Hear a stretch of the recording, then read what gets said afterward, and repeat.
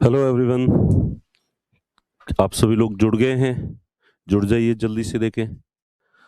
आज मेरे ख्याल से कोई टेक्निकल दिक्कत नहीं आई है, तो इसलिए अपन फिर भी आप में से कुछ लोग जो है वो लेट लतीफ़ होंगे, जो बिल्कुल धीरे-धीरे जुड़ते हैं आराम से। तो वो लोग जो है, चलिए इतने में। हाँ, तो आप में से कुछ लोगों ने कल कमेंट किया था, आज सुबह वाली क्लास में भी कमेंट किया था कि इकोनॉमी में अ, जल्दी लिखवा देते हैं, लिख नहीं पाते हैं। इस तरह के कमेंट जो है वो थे। तो महानुभावों, या तो सभी लोग बताएं क्या इतनी दिक्कत आ रही। सबसे पहली बात तो ये है कि मैंने यहाँ पे दो लोगों को बैठा रखा है, और दोनों स्टूडेंट बिल्कुल नए हैं, फ्रेशर हैं। उनको अपनी तरफ से इकोनॉमी में ज़्यादा कुछ भी नहीं आता है, और मैंने इसलिए उनको बैठा रखा है कि अगर वो लिख लेंगे तो तब तक आप भी लिख लोगे। तो यहाँ जो बैठे लोग हैं, अ, वो लोग लिख लेते हैं, मैं उनका रजिस्टर देख लेता हूँ और उसमें देखता हूँ कि उन्होंने सेंटेंस पूरा लिख लिया है, तो उसके बाद ही जो है वो मैं आगे बढ़ता हूँ। तो यहाँ या तो आप लोग जो है वो कई बार आप लोग ऐसा होता है कि मुँह फाड़ के सुनते रहते हो, सुनते रहते हो, सुनते रहते हो। इसलिए टाबरों की तरह आपको हर बार ये कहना ही पड़ेगा। एक आप एक्टिव होना होता है। कई बार मैं क्लास में सिर्फ ये कहता हूँ कि देखो ये घर से होमवर्क करके लेके आना है, लेकिन मैं आप लोगों को एक आउटलाइन बता देता हूँ, और मैं फटाफट बताता हूँ, और मैं कहता हूँ लिखना नहीं है, मैं केवल सुनो, उसके बाद घर जाके लिखना है। उसके बाद ही कुछ लोग इतने एक्टिव होते हैं, कुतर कुतर कुतर कुतर, टक टक टक टक टक टक टक टक, मैं रोकता हूँ, क्यों लिख रहे हो? तो कि नहीं सर, नहीं नहीं नहीं लिख रहे, नहीं लिख रहे। फिर भी वो रजिस्टर खोल के लिख लेते हैं जो मैं पॉइंट बोलता हूँ, और सारे लिख देते हैं इतने फटाफट, जबकि मैं लिखवाने के हिसाब से बोलता ही नहीं हूँ। तो प्लीज, सबसे पहले तो खुद को अलर्ट करो। तुम बहुत ढीले-ढाले तरीके से बैठे रहते हो, मुँह फाड़ के बैठे रहते हो, तो इसलिए इस कमी को थोड़ा दूर करो। क्योंकि अगर मैं नहीं लिखवाऊँ, तो यहाँ पे जो है बैठे लोग कैसे लिख रहे हैं, ठीक है? और नहीं हो, आपको भरोसा नहीं हो, तो इनके लिखे हुए फ़ोटो खींच के और आपके इसमें डाल देंगे हम, ठीक है? और आप में से भी जो व्यक्ति जो है वो अच्छा लिखता है, जिसे कोई दिक्कत नहीं है कि भई मैं सब लिख रहा हूँ प्रॉपरली, वो प्लीज़ अपने पेज की फोटो खींच के और जो कमेंट बॉक्स है इसमें डाल दें। और जिन महानुभावों से इत्तेफाक नहीं लिखा जाता है, वो लोग उस कमेंट बॉक्स से उसको देख के लिख लें, ठीक है? इसकी टेंशन मत लें। और लिखा जाता है, नहीं लिखा जाता है, बात ये इतनी बड़ी है ही नहीं। बड़ी बात ये है, भेजे में कुछ जा रहा है या नहीं जा रहा है, ये इकोनॉमिक्स है। क्या है ये? इकोनॉमिक्स है, और ये ज़्यादातर लोगों के समझ में नहीं आती है। तो ये 80% लोगों के समझ में आती है ठीक-ठाक, 20% के बिल्कुल नहीं आती है, ठीक है? 80 में से भी एग्ज़ाम में 50% ही अच्छा कर पाते हैं, बाकी वाले जो समझे हुए होते हैं, उनको वो भी जब लिखने बैठते हैं आंसर एग्ज़ाम में, तो उनकी लेखनी जो है नहीं चलती है।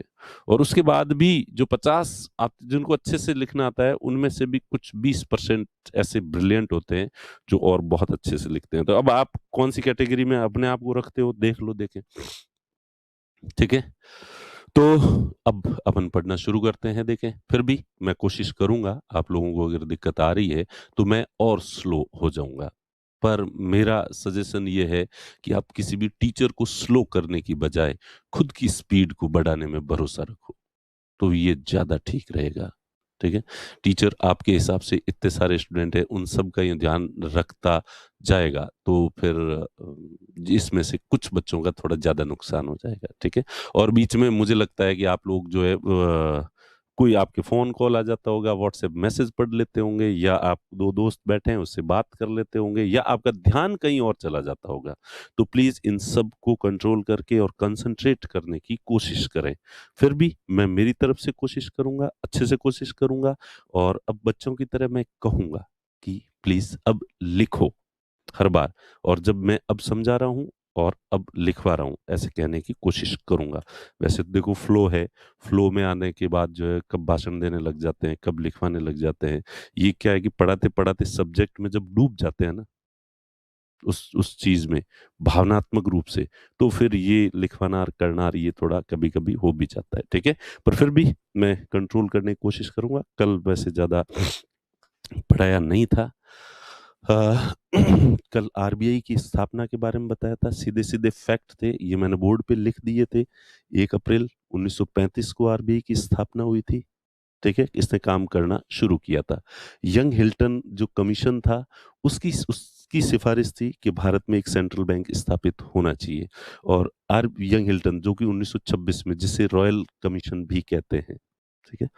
आरबीआई एक्ट 1934 के द्वारा आरबीआई की स्थापना की गई थी, तो आरबीआई एक स्टैट्यूटरी बॉडी है, एक वैधानिक संस्था है। कैसी संस्था है? वैधानिक संस्था है, स्टैट्यूटरी बॉडी है। और भारत सरकार अधिनियम 1935 जो पॉलिटी में आप लोगों ने पढ़ रखा है ज़्यादातर ने, तो उसमें भी प्रोविज़न था कि भारत में एक सेंट्रल बैंक स्थापित की जानी चाहिए। उसके बाद देखा अब आरबीआई क्या काम करती है अंततः? तो काम देखे थे, सबसे पहला काम जो है आरबीआई नोटों का निर्गमन करती है, नोट जारी करती है, ठीक है? अब जो है वो ₹1 का नोट जो है फाइनेंस मिनिस्ट्री के द्वारा वित्त सचिव के हस्ताक्षर होते थे, बाकी सारे नोट जो है वो आरबीआई के द्वारा छापे जाते हैं। और सिक्के भी वित्त मंत्रालय के द्वारा जारी किए जाते थे। लेकिन सिक्कों का अब नोट ₹1 का नोट हो या सिक्के हो, ये जारी करने का अब इसके ऊपर साइन तो होते नहीं है, तो इसलिए ये वैसे जो है मार्केट में सर्कुलेट करने का काम इनको भी आरबीआई का ही होता था। अब आरबीआई कितने रुपए किस हिसाब से छापते हैं, तो इसके लिए 3 चीजें थी। पुराने जमाने में गोल्ड रिजर्व सिस्टम हुआ करता था, पुराने जमाने में ही प्रोपोर्शनल रिजर्व सिस्टम हुआ करता था, ठीक है? इसमें कुछ भी नहीं, जितने नोट्स आपने उतना ही सोना रखना पड़ता था। इसमें प्रोपोर्शन अनुपात, तो जितने नोट्स आपने हैं उसके 1 अनुपात में सोना होना चाहिए। और अब है मिनिमम रिजर्व सिस्टम, ठीक है? कम से कम 200 करोड़ का रिजर्व रख के और फिर कितने भी नोट जारी किए जा सकते हैं। और 200 करोड़ के नोट, 200 करोड़ के रिजर्व जिसमें 115 करोड़ का सोना होना चाहिए और 85 करोड़ रुपए की अन्य परिसंपत्तियाँ होनी चाहिए, ठीक है? फिर है दूसरा, बैंकों की विनियामक संस्था है, regulatory body for banking system. It makes rules and regulations for banks and made their implementation. तो इनको लागू करवाता है, बैंकों को लाइसेंस देता है, बैंकों की लाइसेंस जब्त करता है। तो बैंकिंग सिस्टम की पूरी जिम्मेदारी है, बैंकों का बैंक है। उसके बाद सरकार का बैंकर है ये, गवर्नमेंट के लिए भारत सरकार को भी पैसों की ज़रूरत पड़ती है, उधार लेने पड़ते हैं। जिस हर व्यक्ति को ज़रूरत पड़ती है पैसों, तो भारत सरकार को अगर उधार लेने हैं घरेलू बाज़ार से, यानी भारत के अंदर से ही, देश के अंदर से, भारत के लोगों से या भारत की कंपनियों से अगर उधार लेना है सरकार के लिए, तो वो उधार लेने का काम आरबीआई करता है। जबकि विदेशों से जो भारत सरकार उधार लेती है, वो खुद लेती है, सेंट्रल गवर्नमेंट अपने आप ले लेती है, ठीक है? उसके बाद क्लियरिंग हाउस की सुविधा जो है, तो क्लियरिंग हाउस अब जो क्लियरिंग की जाती है वो पहले अलग-अलग क्लियरिंग हाउस होते थे, जबकि अब जो है वो चेक ट्रंकेशन सिस्टम जो है, सीटीएस जो है उसके द्वारा चेक क्लियर जो है वो होते होते हैं, ठीक है? उसके बाद विदेशी मुद्रा भंडारों का संरक्षण, उसके बाद जो है अपन यहाँ पे आगे थे कि विदेशी मुद्रा भंडारों का संरक्षण किया जाता है। अब ये विदेशी मुद्रा भंडारों का संरक्षण क्यों? ये भारत है। अब अपन आगे इसी को पढ़ना शुरू करते हैं। ये क्या है? इंडिया। यहाँ पे मैं भारत का नक्शा ऐसे ही बनाऊंगा, आप नाराज मत हो जाना कि भाई देखो सर हमारे देश का नक्शा आप ऐसे कैसे बिगाड़ सकते हो। प्लीज इमोशनल नहीं होना, क्योंकि यहाँ पे जो समझने की बात है ना, वहाँ जियोग्राफिकल बाउंड्रीज इतनी मायने नहीं रखती है। तो ये भारत है। यहाँ पे आपको कोई भी चीज खरीदनी होती है तो ये रुपया काम में आता है। इससे ही कोई चीज खरीदते हैं या कोई चीज बेचते हैं। और रुपए जारी किए हैं आरबीआई ने। अब आपको विदेश घूमने के लिए जाना है, ठीक है? किसी दूसरे देश में जाना है घूमने के लिए, आपको पता ही नहीं है तो बता दूं कि अगर वहां ये रुपए लेके जाओगे तो वहां रुपए कोई नहीं लेगा, एक्सेप्ट नहीं किए जाते, क्योंकि हमारी करेंसी जो है वो हार्ड करेंसी नहीं है। अब आपके रुपए एक्सेप्ट नहीं होते हैं, तो आप क्या करोगे? आरबीआई के पास जाओगे और आरबीआई की तरफ फेंकोगे, क्या करें इस रुपए का? अब ये बाहर तो चलते नहीं है कहीं, भारत में ही चलते हैं, बाहर क्या करें हम? तो आरबीआई की जिम्मेदारी बनती है कि आपको जितने रुपए आपने आरबीआई की तरफ फेंके हैं उसके बदले में आरबीआई आपको डॉलर उपलब्ध करवाए, ठीक है? आपको डॉलर उपलब्ध करवाने की, जो भी भारत से बाहर घूमने के लिए जा रहा है उसको डॉलर की, यूरो की, येन की जरूरत होती है। और ये उपलब्ध कराने की ज़िम्मेदारी आरबीआई की है। किस-किस को उपलब्ध कराने की ज़िम्मेदारी होती है? आदमी बाहर घूमने जा रहा है, मैं जाता हूँ हर बार, तो हर बार जो है वो पहले करेंसी जो एक्सचेंज करवा के और फिर जाते हैं, विदेश जाते हैं, तो ताकि वहाँ डॉलर या यूरो लेके जाते हैं, वो सब जगह चलते हैं। दूसरा, अगर कोई आयातक, सपोज कि मैं एप्पल के फ़ोन इंपोर्ट करता हूँ बाहर से, इंपोर्ट का काम है और एप्पल के फ़ोन, तो बाहर से मुझे एप्पल के फ़ोन अगर इंपोर्ट करके लाने हैं, ये चाइना है, चाइना में असेंबल होते हैं एप्पल के फ़ोन, वहाँ से लाने हैं, तो लाने के लिए मुझे जो है वो डॉलर की ज़रूरत होगी। तो पहले मेरे पास यहाँ रुपए हैं, मेरे पास 10 करोड़ हैं, अब मैं जाऊँगा आरबीआई को कहूँगा कि साहब मैं सामान खरीद के लाऊँगा और वहाँ पे रुपए चलते नहीं है, तो मैं आरबीआई को दूँगा 10 करोड़ रुपए और आरबीआई कहेगी कि लो ये इतने डॉलर ले लो, ये लेके जाओ। तो जो इम्पोर्टर्स होते हैं, उनको ज़रूरत पड़ती है डॉलर की। इसी तरह से अडानी जो है, उसको जाना है ऑस्ट्रेलिया और वहाँ जाके निवेश करना है पैसा, तो वो क्या करेगा? वो उसका भी उसके पास भी यहाँ भारत में रुपए हैं, तो रुपए तो वहाँ चलेंगे नहीं। तो इसलिए इसको भी जो है वो कहाँ जाना पड़ेगा? आरबीआई के पास जाना पड़ेगा कि लो साहब पैसे दो। हालाँकि आरबीआई डायरेक्ट नहीं देती, मैं एग्ज़ाम्पल आरबीआई का दे रहा हूँ। बैंकों से ले सकते हैं अपन, बैंक ही देते हैं। लेकिन अब मैं उदाहरण कि भई ये अवेलेबल बैंकों को भी अवेलेबल कौन करवाएगा? आरबीआई करवाएगी।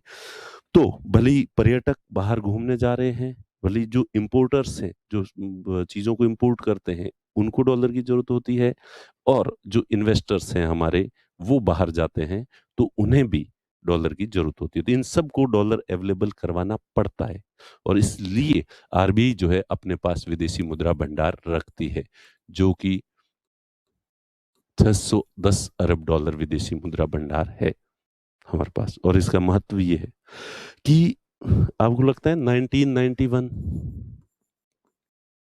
देखो एक दिन अपन ने पूरा श्रेय दे दिया था पीवी नरसिम्हा राव और मनमोहन सिंह जी को।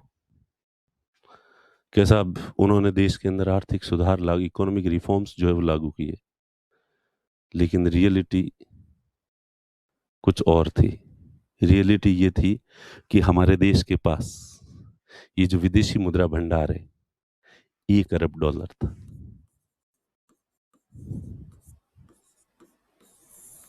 ठीक है? कितना था? 1 अरब डॉलर विदेशी मुद्रा भंडार था। इससे 7 दिन के आयात नहीं हो सकते थे।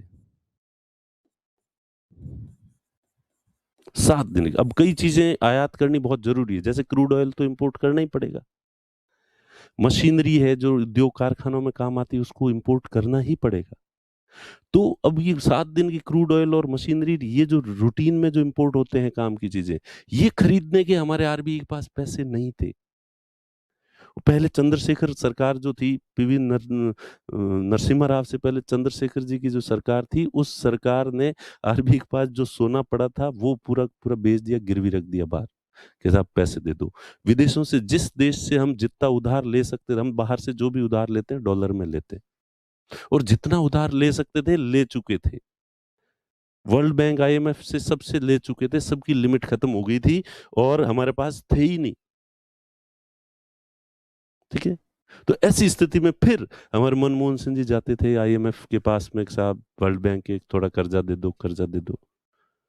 तो कहते रहे क्या कर्जा दे दो निकम्मो, तुम्हें इकोनॉमी चलानी तो आती नहीं है, तुमने वो सोशलिज्म का ढांचा अपना रखा है, देश का भट्टा तो तुमने बैठा दिया, इतना कर्जा तुमने अपने ऊपर चढ़ा दिया, अब तुम्हारा देश चलने की स्थिति में आया नहीं है और यहाँ आके गिड़गिड़ा रहे हो, सर थोड़े पैसे दे दो।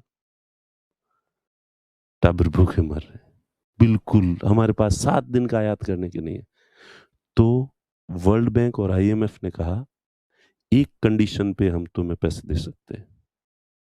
तो कि साहब आप जो कहोगे वो मानेंगे, आप तो प्लीज थोड़े डॉलर दे दो, हमारे पास है नहीं।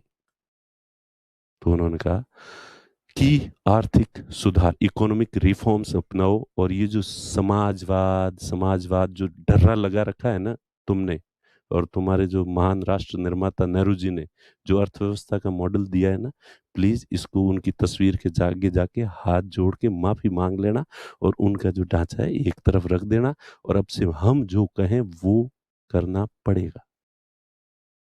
तो रुपए मिलेंगे, डॉलर मिलेंगे, अदरवाइज ऋण नहीं मिलेगा। तो मनमोहन सिंह ने कहा, साहब आप जो कहोगे ना वो कर लेंगे, पर प्लीज दे दो। तो उस समय हमारे देश के पास इकोनॉमिक रिफॉर्म्स को अपनाने के अलावा दूसरी कोई चॉइस थी ही नहीं। प्लस, और इसलिए इकोनॉमिक रिफॉर्म्स का अगर क्रेडिट देते हो, आपको लगता है कि 91 के बाद देश के आर्थिक हालात सुधरे हैं, जो 1 अरब डॉलर के विदेशी मुद्रा भंडार होते थे वो अब 610 अरब डॉलर के विदेशी मुद्रा भंडार है। देश अगर वहां से यहां तक पहुंचा है तो इसके पीछे थैंक यू बोलना चाहिए हमें वर्ल्ड बैंक को और आईएमएफ को, क्योंकि उन्होंने जबरन दबाव डाल के हमसे ये इकोनॉमिक रिफॉर्म्स जिन्हें हम कहते हैं एलपीजी, जिन्हें हम कहते हैं, ये उन्होंने करवाए। और हाँ, पता है आपको 1991 के पहले आरबीआई के पास चूंकि ये विदेशी मुद्रा भंडार नहीं होता था, अब इतने सारे इंडियंस हर साल घूमने के लिए जाते हैं, पहले नहीं जा सकते थे। पहले सरकार यूं यूं क्या करेगा, नहीं वहां जाके इतना खर्चा, फालतू खर्चा नहीं करना, अपने पास डॉलर वैसे ही नहीं है, ठीक है, देख ले क्या देखना है, फ्रांस जाए एफिल टावर देख ले, फोटो देख ले एफिल टावर ऐसे ही दिखता है वहां पे भी। तो लोगों को इस तरह की नसीहतें दी जाती थी। विदेशी जो कंपनियां यहाँ आती थी या निवेश कर दिया, उनको बेनिफिट हुआ है, उनको अपना बेनिफिट वापस ले जाना होता था, तो कहता ना ऐसा मत करो यार, क्योंकि वापस ले जाएंगे, उन्होंने यहाँ बेनिफिट रुपए में कमाया है, अब वो रुपया तो वहां ले जाके क्या करेंगे, ले जा नहीं सकते थे।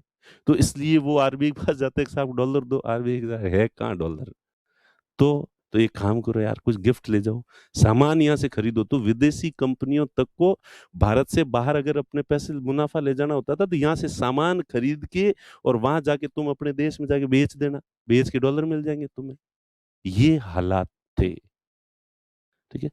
और फिर रूस का हम क्यों गुणगान करते हैं, तो रूस एकमात्र ऐसा देश था जो भारत को कहता है कि चल कोई डॉलर नहीं है तेरे पास, नहीं है साहब, पर हमें ये चीजें तो चाहिए, इतने हथियार भी चाहिए, ये चाहिए, पर डॉलर नहीं है, चल जा मौज कर, कोई दिक्कत नहीं, रुपए दे दे। तो रूस जो है हमारे रुपए को एक्सेप्ट कर लेता था और रुपए में ही हमें सामान दे देता था। अब आप कहोगे सर तो फिर रूस रुपए का क्या करता था, ऑब्वियस सी बात है, अगर किसी देश ने रुपए एक्सेप्ट कर लिए हमसे तो वो क्या करेगा रुपए, क्योंकि वो रुपए, ये रूस है, उसने हमसे रुपए ले लिए और रुपए के बदले हमें सामान दे दिया, ठीक है। अभी जैसे ईरान है तो वो भी हमें क्रूड ऑयल थोड़ा थोड़ा जो है हम रुपए में पेमेंट कर देते हैं, ठीक है। तो रुपए में पेमेंट रूस ने ले लिए, अब रूस की मजबूरी हो गई, दुनिया के दूसरे देशों में रुपया चलेगा नहीं, तो इसलिए रूस ने जितने रुपए का सामान हमें बेचा है वो रुपए लेके वापस रूस इंडिया में आके, रूस की मजबूरी हो जाती थी, यहाँ से वापस सामान खरीद के ले जाना पड़ता था। तो जितना एक्सपोर्ट करेगा उसे वापस उतना इंपोर्ट भी करना पड़ेगा, ठीक है। तो ये महत्व होता है विदेशी मुद्रा भंडारों का, इसलिए विदेशी मुद्रा भंडार होने जरूरी है ताकि हम दुनिया के किसी देश से जो चीज खरीदना चाहें वो खरीद सकें, ठीक है।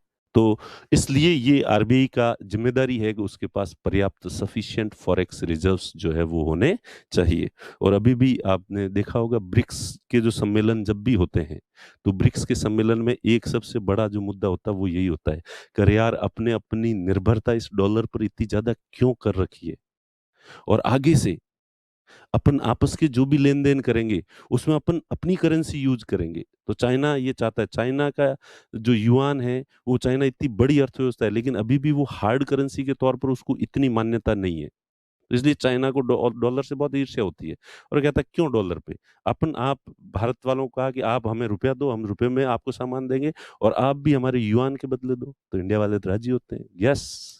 और दूसरे दिन अपन पहुंच जाते हैं चीन, लो ये भी दे दो, ये भी दे दो, ये भी दे दो, ये लो पकड़ो रुपए। चीन कहता है देखो भाई, सम्मेलन में भाषण देना अलग चीज है लेकिन हम तुम्हारा इतना रुपया लेके करेंगे क्या, क्योंकि हमें वापस चीजें तुमसे ही खरीदनी पड़ेगी, तो इतना इंपोर्ट करना पड़ेगा वापस, जबकि हम तो इंडिया से इतना इंपोर्ट करते ही नहीं है, ठीक है। तो ब्रिक्स देश कहते हैं कि कम से कम अपन जो टोटल ट्रेड होता है जैसे $100 का करते हैं तो कम से कम 5-10%, 20% तो अपनी करेंसी में करें। चलो खैर ये अलग चीजें हैं, आगे देखेंगे अपन, देखें अगर पढ़ेंगे तो विदेशी मुद्रा भंडार इसलिए जरूरी होता है और ये आरबीआई जो है वो उसको मेंटेन करती है विदेशी मुद्रा भंडारों को। विदेशी मुद्रा भंडारों में जो है ये 4 चीज़ें आती है, ठीक? और सबसे बड़ा तो यही है वैसे भी। और एसडीआर बता दिया था, स्पेशल ड्राइंग राइट्स, और रिज़र्व ट्रेंच, ये भी आईएमएफ, दोनों आईएमएफ से संबंधित है। आईएमएफ के पास हमारे जो रिज़र्व्स होते हैं, उनको कहते हैं, ठीक है? अब जो है आ जाओ, तो ये विदेशी मुद्रा भंडार तक देख लिया। आरबीआई का एक और काम है, रुपए की विनिमय दर को, रुपए की विनिमय, मैं बोर्ड पे लिखूं तब आप लिख लिया करो। बच्चों लिखो, रुपए की विनिमय दर का प्रबंधन करना। रुपए की विनिमय दर का क्या करना? प्रबंधन करना।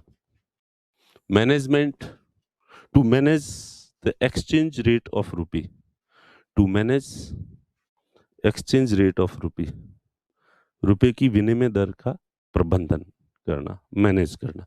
नियंत्रण मत लिख देना। अगर सेंटेंस है कि रुपए की विनिमय दर को नियंत्रित करना, तो वो नहीं, ठीक है? रुपए की विनिमय दर का प्रबंधन, मैनेजमेंट, जो है मैनेज करने की कोशिश करना, ठीक है? तो पिछले वाले तक कितने काम हो गए थे? 5। तो ये छठा काम है, 6 नंबर, रुपए की विनिमय दर। अब जो है पहले समझा देता हूं मैं आपको, लिखना नहीं है। रुपए की विनिमय दर जो है वो क्या होती है? देखिए, सबसे पहली बात तो टेक्निकल ऐसा कुछ होता ही नहीं। जिस तरह से टमाटर की रेट तय होती है, जिस तरह से आलू की रेट तय होती है, वैसे की वैसे डॉलर की रेट तय होती है।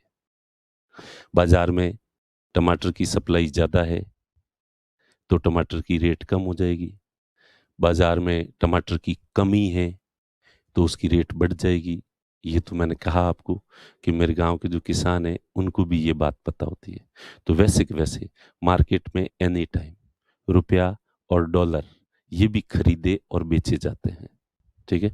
कई लोग होते हैं जो मार्केट में डॉलर बेचते हैं और रुपया लेते हैं, और कई लोग ऐसे होते हैं जो रुपया दे के डॉलर खरीदते हैं। तो जैसे पिछले में एग्जांपल दिया मैंने कि मुझे बाहर घूमने के लिए जाना है, मेरे पास यहाँ पे रुपए है, मेरे खाते में 10 लाख रुपए पड़े हैं, ठीक है? और मुझे घूमने के लिए जाना है बाहर, तो वहाँ रुपया चलेगा नहीं, इसलिए मैं मार्केट से डॉलर खरीदूंगा। तो मैं खरीदने वाला हो गया। मैं खरीदूंगा, जो आयात करता है, ठीक है, जो पर्यटक है वो खरीदता है, जो इंपोर्टर है, आयातक है, वो खरीदता है, निवेश करने के लिए जाता है अडानी, वो खरीदते हैं। तो ये है डॉलर की डिमांड करने वाले। ये कौन है? डॉलर की डिमांड करने वाले। और रोजाना ऐसे खूब जाते रहते हैं, रोजाना जरूरत पड़ती है। फिर तो अब डॉलर की सप्लाई कौन करता है? अब बाहर से कोई अमेरिका का व्यक्ति भारत आएगा, यूएसए से घूमने के लिए, तो वो डॉलर लेके आएगा, डॉलर लाके और यहाँ पे देगा बैंक को, और डॉलर के बदले रुपए खरीदेगा। तो ये डॉलर की सप्लाई कर रहा है और रुपया खरीद रहा है। इसी तरह से जो आयातक हो गया, निर्यातक, एक्सपोर्टर। मैं सपोज कि ये मार्कर बनाता हूं और मार्कर बना के अमेरिका में एक्सपोर्ट करता हूं। तो मैंने भारत में मार्कर बनाए, बना के मैं इन मार्कर को लेके गया यूएसए, वहां बेचे। बेचे तो मुझे पेमेंट, भुगतान किस में मिलेगा? डॉलर में मिलेगा। उस डॉलर को मैं वापस लेके आऊंगा, घर आऊंगा, घर तो यहाँ आऊंगा, यहाँ आऊंगा तो यहाँ डॉलर क्या करूंगा? मार्केट में तो डॉलर आएगा नहीं। मेरा ऐसा है नहीं, कारखाने में जो काम करने वाले मजदूर है, उनको मजदूरी डॉलर में दूंगा।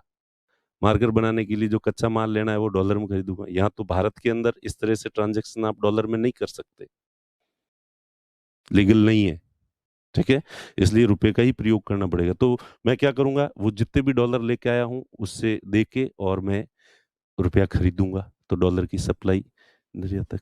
विदेशी निवेशक,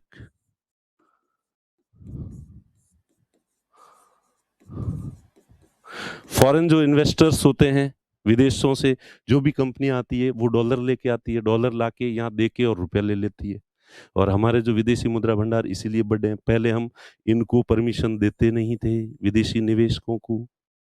पर्यटक यहाँ भूखमरी देखने के लिए कोई आता नहीं था, ठीक है?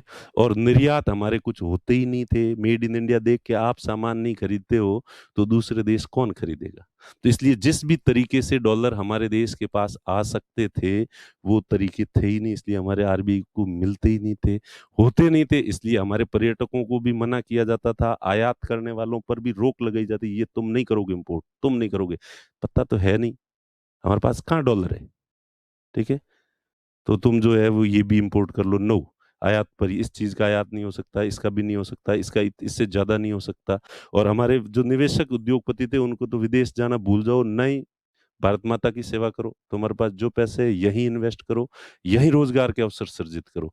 तो इन सबको ही हतोत्साहित किया जाता था। क्यों किया जाता था? क्योंकि डॉलर नहीं होता था, और अब पर्याप्त मात्रा में। और देने वाले कौन है? अब खूब तो विदेशी जो है वो भी खूब आते हैं, निर्यात आजकल हमारे एक्सपोर्ट बढ़ भी रहे हैं, बहुत सारे चीजें। और विदेशी, सबसे बड़ा कारण तो विदेशी कंपनियों को हमने जो छूट दी है, वो खूब आ रहे हैं डॉलर ले लेके। और फिर रेमिटेंस, हमारे जो भारतीय नागरिक अमेरिका कनाडा में रह रहे के, भले वहाँ टैक्सियां चलाओ, कुछ ही करो, पर वो जो कमा के भेजते हैं तो वो भारत माता के सच्चे कमाऊ पूत हैं। इसलिए ब्रेन ड्रेन जैसी वाहियात बातें नहीं करनी चाहिए। और कि यहाँ से खाया पिया, यहाँ कुछ किया और विदेश में जाके सेवा दे रहे हैं, अरे निकमो, अच्छा है वो विदेश जा रहे हैं और वहां जाके कमा रहे हैं, और कमा के डॉलर कमाते हैं और वो वापस यहाँ भेजते हैं, जिससे हमारे आरबीआई को डॉलर मिलते हैं। ठीक है? तो कुल मिला के ये खरीदने वाले, बेचने वाले, तो मार्केट में एनी टाइम डॉलर खरीदा जा रहा है, बेचा जा रहा है। जिस तरह से टमाटर किसान उत्पादित करता है और बाजार में ला के बेचता है, और व्यापारी खरीदता है, फिर व्यापारी बेचता है, अपन खरीदते हैं। अब जिसकी सप्लाई ज्यादा होगी उसकी रेट कम होगी, डिमांड ज्यादा होगी उसकी रेट ज्यादा होगी। तो रोजाना ये देखा जाता है कि आज मार्केट में डॉलर बेचने वाले कितने हैं, रुपया बेचने वाले कितने हैं, ज्यादा कौन है, डॉलर की डिमांड ज्यादा है या सप्लाई ज्यादा है। तो उस हिसाब, जिस तरह से टमाटर की रेट तय होती है, वैसे ही इसकी रेट होती है तय। अब आरबीआई क्या करती है? आरबीआई अगर सपोज डॉलर को थोड़ी देर के लिए हटा दो और आरबीआई को रख लो, आरबीआई के पास टमाटर, मान लो आरबीआई के पास खूब सारे टमाटर हैं, ठीक है, और बाजार में जो है टमाटर की रेट को, कि भाई आरबीआई कह दिया कि देखो भाई आरबीआई, टमाटर ना तो ज़्यादा महंगे होने चाहिए ना सस्ते होने चाहिए, तो आरबीआई के पास रुपए भी हैं और टमाटर भी है। अगर मार्केट में टमाटरों की कमी है, जिस वजह से टमाटर की कीमत ज़्यादा बढ़ रही है, तो आरबीआई क्या करेगी? आरबीआई खुद के पास खूब टमाटर पड़े हैं, तो मार्केट के अंदर टमाटर की सप्लाई बढ़ा देगी। सप्लाई बढ़ जाएगी तो टमाटर की कीमत कम हो जाएगी। अब कई बार टमाटर की फसल इतनी ज़्यादा हो गई कि मार्केट में टमाटर की सप्लाई बहुत ज़्यादा हो गई, टमाटर 1-2 रुपए किलो की तरफ बढ़ रहे हैं, हो रहे हैं। तो अब आरबीआई की ज़िम्मेदारी है कि टमाटर ना तो महँगा होना चाहिए, ना सस्ता होना चाहिए, तो आरबीआई के पास रुपए भी खूब पड़े हैं। तो फटाफट आरबीआई मार्केट से टमाटर को खरीद लेगी। ज़्यादा से ज़्यादा टमाटर अगर खरीद लेगी, तो डिमांड, जितनी सप्लाई बढ़ रही है उतनी की उतनी आरबीआई जो है टमाटर की डिमांड भी बढ़ा देगी। डिमांड बढ़ाते ही वापस जो है टमाटर की रेट सही आ जाएगी। तो टमाटर की रेट को मैनेज करना आ गया है समझ में, की जा सकती है ना? अगर किसी के पास खूब टमाटर है और खूब रुपए हैं, तो वैसे के वैसे बस सेम वही चीज़ है कि डॉलर की जो डिमांड और सप्लाई है, आरबीआई के पास खूब डॉलर है और खूब रुपए हैं, और मार्केट में जिसकी भी डिमांड ज़्यादा होती है, उस डिमांड को कम कर दे, सप्लाई बढ़ा देती है आरबीआई। डॉलर की डिमांड बहुत ज़्यादा हो रही है सप्लाई की तुलना में, तो आरबीआई डॉलर की सप्लाई, खुद के पास 610 अरब डॉलर पड़े हैं ना, तो बाजार में जाके खुद ही बेचने लग जाती है, या अपनी जो बैंक होती है उनको कहते हैं कि आप लोग बेचो, मार्केट में डॉलर बेचो ज़्यादा, तो इससे डॉलर को कम किया जाता है। लेकिन एक लिमिट तक, अल्टीमेटली तो टमाटर की रियल डिमांड कितनी है, टमाटर की रियल सप्लाई कितनी है, उसी से ही तय होगा, वो एक अलग चीज़ है, लेकिन इसको मैनेज करने की कोशिश करती है। ठीक है? और ये जो है रेट, पहले ये रेट फिक्स रेट थी, 1991 से पहले सरकार ने फिक्स कर रखे थे। तो जैसे सरकार डॉलर टमाटर की रेट फिक्स कर दे कि 20 रुपए से ज्यादा टमाटर कोई नहीं बेचेगा, न ज्यादा न कम, एग्जैक्टली 20 रुपए में बेचेंगे, तो डॉलर की रेट भी पहले सरकार ने तय कर रखी थी। और चाइना जैसे देशों ने अपनी करेंसी की रेट अब भी तय कर रखी, फिक्स कर रखी, ना उससे ज्यादा ना, पर वो टाइम के साथ चेंज करते रहते हैं अपनी रेट को। ठीक है। तो पहले फिक्स, तो जो वैसे ही जैसे टमाटर की रेट फिक्स कर दो, पर अब उसमें क्या होगा, आप फिक्स भली कितनी कर दो, मार्केट की रिक्वायरमेंट तो मार्केट है, मार्केट के अंदर टमाटर है ही नहीं, सरकार ने भली 20 रुपए फिक्स कर दिए, मार्केट में टमाटर है ही नहीं, तो व्यापारी जिसके पास थोड़े बहुत टमाटर, उसे पता है मार्केट में है नहीं, तो वो ब्लैक में बेचेगा कि रेमडेसिविर की तरह, कि भाई साहब रेट तो भले ही कितनी है, पर आप देख लो, देखिए इतने में तो मिले तो कहीं से ले लो, बाजार में जाकर 20 रुपए, सरकार ने 20 रुपए कर रखे हैं ना, जाओ ले लो, तो कोई बाजार में तो है ही नहीं, मिल नहीं रहे, बस तो वही बात है, बाजार में मिले तो ले लेना, मेरे से चाहिए तो 40 रुपए लूंगा। तो पहले ऐसे होता था, जब फिक्स करोगे रेट तो उसके लिए, और फिर उसके लिए जो है फेरा फॉरेन एक्सचेंज जो रेगुलेशन एक्ट था, उस एक्ट के तहत कठोर कार्रवाई भी की जाती थी अगर कोई यूं गलत करता था तो। चलिए ठीक है, खैर, तो पहले फिक्स रेट थी, अब बाजार के द्वारा होती है विनिमय दर, और इसमें बाजार में आरबीआई जो है मार्केट में हस्तक्षेप करके जो है इसकी एक्सचेंज रेट को फिक्स करने की कोशिश करती है। ठीक है, तो लिखो, देखिए विनिमय दर, आरबीआई रुपए की, लिखो, रुपए की विनिमय दर बाजार के द्वारा निर्धारित की जाती है। रुपए की विनिमय, लिखो, रुपए की विनिमय दर बाजार के द्वारा निर्धारित होती है। द एक्सचेंज रेट ऑफ रूपी is decided bye market, decided by market. मांग व आपूर्ति के आधार पर, अर्थात मांग व आपूर्ति के आधार पर निर्धारित होती है। It means it is decided by the demand and supply.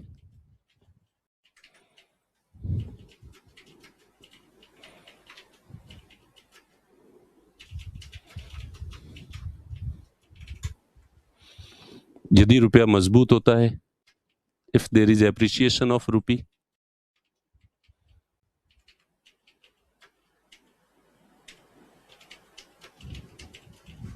यदि रुपया मजबूत होता है, if there is appreciation of rupee, मजबूत होता है, तो आरबीआई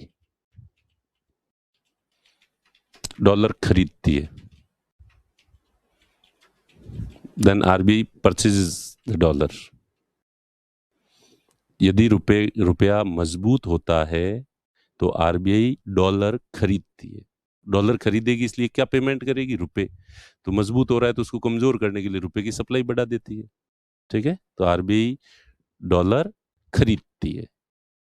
ठीक है, और यदि रुपया कमजोर होता है, if there is a depreciation of रूपी, if there is a depreciation of rupee, यदि रुपया कमजोर होता है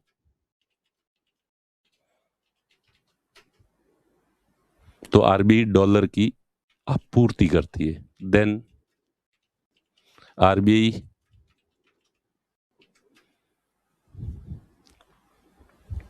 डॉलर की आपूर्ति करती, डॉलर बेचती है, then RBI sells the dollar.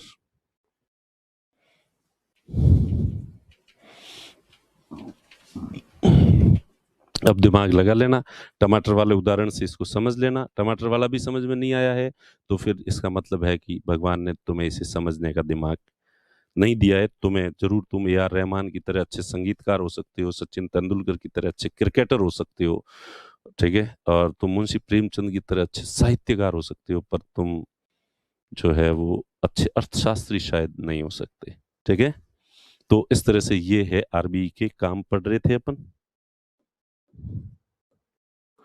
अब जो सबसे मुख्य काम है आरबीआई का,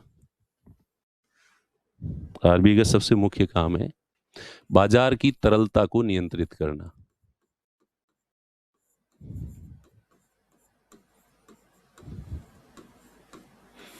बाजार की तरलता को नियंत्रित करना।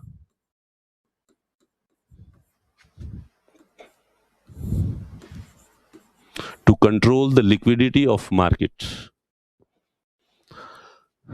बाजार की तरलता को नियंत्रित करना। To control the liquidity of market, to control the liquidity of market, बाजार की तरलता को नियंत्रित करना, बाजार की तरलता को नियंत्रित करना, to control the liquidity of market. ठीक है, अब वो जो मैंने पहली क्लास ली थी पहले दूसरे दिन जो ली थी, और वो सबसे महत्वपूर्ण क्लास वही है। एक बार मैं वापस वो थोड़ा ब्रीफ समझा देता हूँ। देखिए, अर्थव्यवस्था जो है ना, ये पूरी ये दो शक्तियों से ही, इसको बहुत ज्यादा जरूरी समझना जरूरी है। हर जगह ये आएगा, क्यों? विनिमय दर में भी ये मांग और आपूर्ति था, ठीक है? तो वैसे कि वैसे डिमांड एंड सप्लाई, तो काफी दिन हो गए हैं, बीच में गैप आ गया था, इसलिए मैं इसको थोड़ा ज्यादा समझा रहा हूँ, ठीक है? तो ये दो शक्तियां होती है, दोनों आपस में संतुलित रहनी चाहिए, बैलेंस्ड रहनी चाहिए। इनका संतुलन बिगड़ते ही गड़बड़ हो जाती है। इनका संतुलन बिगड़ा, if the demand is greater than supply, ये इस निशान का मतलब ये ज्यादा है।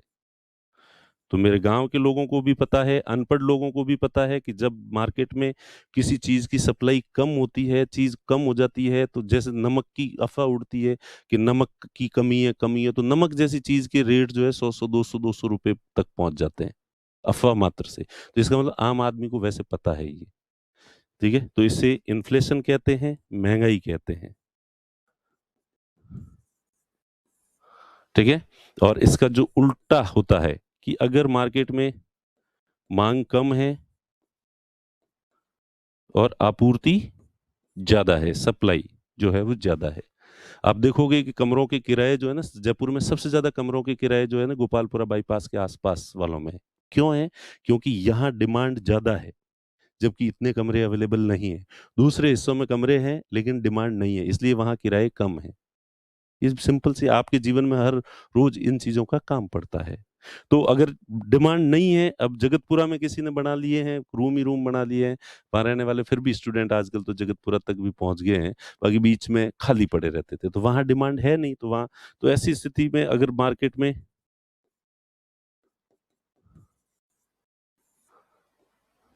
ठीक है, तो इसे डिफ्लेशन कहते हैं, कीमतें कम होना, और इसी को आर्थिक मंदी कहते हैं, रिसेशन कहते हैं, आर्थिक मंदी कहते हैं। तो मतलब अर्थव्यवस्था की, इकोनॉमी की अगर यूं देखें तो दो ही समस्याएं होती है, या तो महंगाई ज्यादा बढ़ जाना या मंदी आ जाना।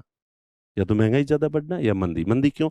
वस्तु की इसमें मांग कम है, आपूर्ति ज्यादा है, वस्तु की कीमत कम हो जाएगी। कीमत कम हो जाएगी, चीजें सस्ती, आप सोचते हो, आप हमेशा खरीदार के हिसाब से सोचते हो, कभी भी उत्पादनकर्ता और विक्रेता के हिसाब से नहीं सोचते। आप सोचते हो, आपको जयपुर में रहते हो, पिताजी भले ही खेती करते हैं तुम्हारे, ठीक है, गेहूं उत्पादित करते हैं, लेकिन तुम एज ए स्टूडेंट जयपुर में रहते हो, और जब आटा खरीदते हो तो तुम्हें महंगा लगता है, और तुम ये कोशिश करते हो यार आटा सस्ता आना चाहिए, 5 रुपए किलो आ जाए तो मजे आ जाए। उस समय पिताजी को भूल जाते हो कि यार 5 रुपए किलो आटा होगा, इसका मतलब 2-3 रुपए किलो गेहूं बिकेगा। 2-3 रुपए किलो गेहूं बिकेगा तो अपने पिताजी की इनकम कैसे होगी? वो नहीं होगी तो अपन यहाँ कैसे आएंगे? ठीक है। फल सब्जियां जो महंगी होती है, सब्जियां, तुम में से ज्यादातर गांवों से बिलोंग करते हैं, और वो लोग भी शिकायत करने लग जाते हैं। घी दूध महंगा होता है, तुम लोग शिकायत करने लग जाते हो, अरे ये ज्यादा महंगी होनी चाहिए, इससे तुम्हारे इनकम हो रही है। फीस ज्यादा हो जाए, तुम शिकायत करो, हमें तो फायदा है ना। मैं रोने लग जाऊं, अरे आजकल कोचिंगों में क्या फीस कर दी है, कोई तरीका ही नहीं है, लूट रहे हैं बच्चों को, और 72-72 हजार को रुपए लिए जाते हैं, फीस ज्यादा है। नहीं कहता ना मैं ऐसा, तुम कहते हो ना ऐसा। पर तुम वैसे भोले आदमी हो जो खुद की चीज की ही खुद जो है वो प्रेयर करते हो कि हे भगवान, ये सब सस्ते हो जाए, सब्जियां सस्ती आनी चाहिए, दूध सस्ता मिलना चाहिए, घी सस्ता मिलना चाहिए यहाँ पे, और तुम्हें यहाँ आटा, ईमानदारी से कहना, देखें, तुमने कभी ये सोचते समय हमेशा यही कोशिश की होगी कि तुम्हें सस्ती मिलनी चाहिए, ठीक है? तो सस्ती चीजें होगी तो उत्पादनकर्ताओं को नुकसान होगा, नुकसान होगा तो उनके कारखाने बंद हो जाएंगे, बंद हो जाएंगे तो वहां उत्पादन बंद हो जाएगा, उत्पादन बंद हो जाएगा, लोगों का रोजगार छिन जाएगा, बेरोजगारी बढ़ जाएगी, तो बेरोजगारी बढ़ना और उत्पादन कम होना, इसी को आर्थिक मंदी कहते हैं। इसी को क्या कहते हैं? आर्थिक मंदी, रिसेशन जो है वो कहते हैं। तो इसलिए ये आधी रोटी छीनती है महंगाई, ये पूरी रोटी छीनती है। इसलिए ये भले ही कुछ ही हो जाए, ये भले ही महंगाई बढ़ जाए, लेकिन ये नहीं बढ़नी चाहिए किसी भी हालत में। वस्तुएं सस्ती नहीं होनी चाहिए, वस्तुएं हमेशा थोड़ी थोड़ी महंगी ही होती रहनी चाहिए। और ये भी अगर ज्यादा हो जाए तो धीरे, इसका मतलब है कि मुद्रा का मूल्य कम होना, करेंसी की, पैसे की वैल्यू कम होना। और पैसे की वैल्यू कम होती होती एक बार होनी शुरू हो गई तो कब पैसे की वैल्यू खत्म हो जाए और फिर जो नोट तुम्हारे पास पड़े हैं ये कचरे में तब्दील हो जाए, बाहर फेंक दोगे और हमारी सड़कें नोटों से भर जाएगी। ठीक है? तो ये 2 जो चीज़ें हैं, ये नहीं होनी चाहिए। अब ये इसमें कंट्रोल किसको करना है? इसको करना। सप्लाई तो हमेशा उत्पादन तो बढ़ाना ही है ज़्यादा से ज़्यादा। इसको तो हमेशा ज़्यादा से ज़्यादा करके रखना है। जितना ज़्यादा हो सकता है अच्छा है। अब जितनी सप्लाई बढ़ती है, उसी रेशियो में डिमांड बढ़नी चाहिए। डिमांड कब बढ़ती है? डिमांड के लिए नाणे होने चाहिए। जेब में क्या होना चाहिए? नाणे। जबकि नाणा कहाँ है? बेड़ा के पास है। ठीक है? पाली जिले में गाँव है, नाणा और बेड़ा।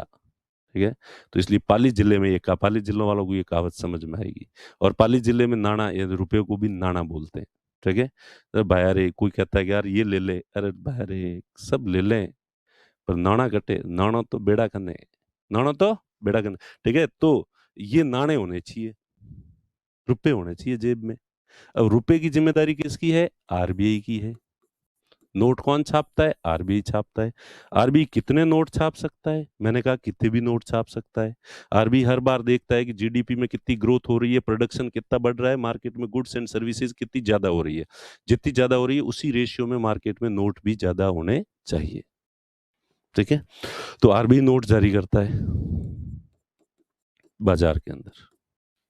या तो आरबीआई के नोट जारी करने से आते हैं, या फिर मैंने बताया था कि गवर्नमेंट जो है खर्च करती है। तो गवर्नमेंट का जो खर्चा है, वो जनता की आमदनी है। सरकार का खर्चा जनता की आमदनी होती है।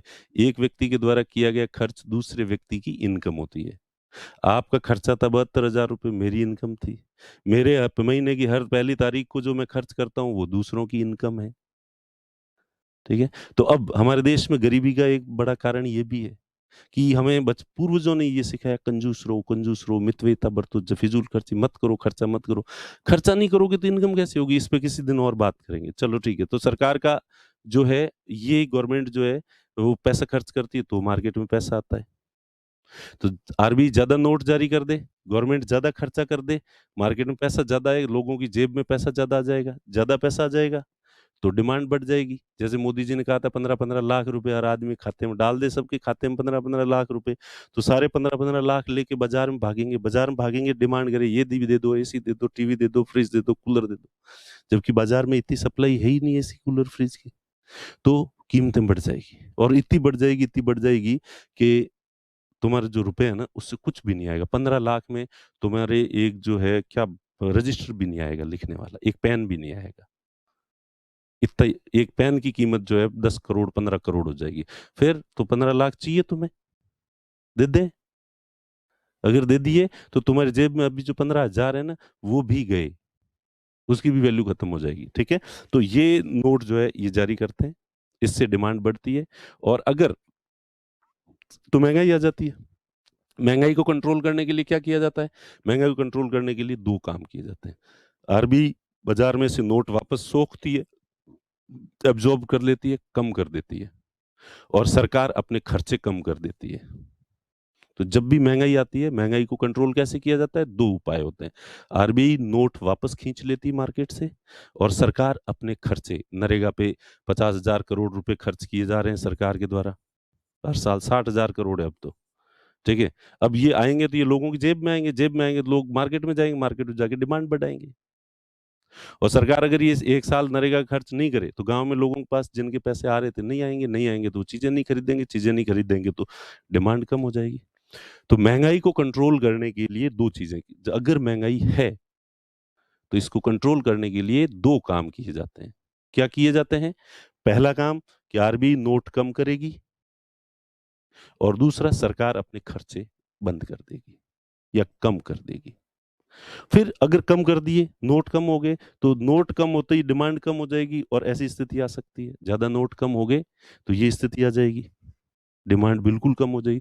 डिमांड कम होगी तो मंदी आ जाएगी, और अगर मंदी आ गई, तो उसकी विकरालता तो आपको इमेजिन कर लो। सारे कारखाने बंद हो रहे हैं, सारे लोग बेरोज़गार हो रहे हैं, और लॉकडाउन में जैसे घरों में बैठे हैं, सब ऐसे निकम्मों की तरह बैठे हैं देश के अंदर। तो अब क्या करेंगे वापस? तो मंदी से उभरने के लिए वापस उल्टा, आरबीआई ज़्यादा नोट जारी करेगी, तो डिमांड बढ़ेगी, सरकार अपने खर्चे बढ़ा देगी। और इसीलिए मैंने कहा था कि इसमें जो है ये नोट जो इन्फ्लेशन में ये ज़्यादा महत्वपूर्ण है। लेकिन मंदी जब आती है तो सरकार को अपने खर्चे बढ़ाने पड़ते हैं। लोगों के पास होता है, अब आरबीआई नोट भले ही मार्केट में ज़्यादा जारी करेगी, लेकिन लोगों के पास नोट जाएँगे कैसे? लेंगे कैसे? नोटों पे लोगों के पास लेने के लिए कुछ है ही नहीं, किसी के पास रोज़गार ही नहीं है। इसलिए सरकार इतने खर्चे करेगी, बड़े-बड़े प्रोजेक्ट चलाएगी और लोगों को वहाँ पे रोज़गार देके लोगों की जेब में पैसा भरेगी, ताकि लोग मार्केट में जाके चीज़ें खरीद सकें, ठीक है? तो मंदी के समय क्या किया जाता है? सरकार खर्चे बढ़ा देती है और आरबीआई नोट बढ़ा देती है मार्केट के अंदर। ये चीज़ अपन ने एक इंट्रोडक्टरी क्लास में मैंने ये बताया था। और इसलिए ये आगे हर जगह आपके दिमाग में बस घूमता रहना चाहिए। आज जब भी ये क्लास खत्म हो, उसके बाद ये चीज़ें तुम्हारे दिमाग में, ये जो डायग्राम है, ये बस चलता रहना चाहिए। चीज़ें महँगी है, मतलब डिमांड ज़्यादा है।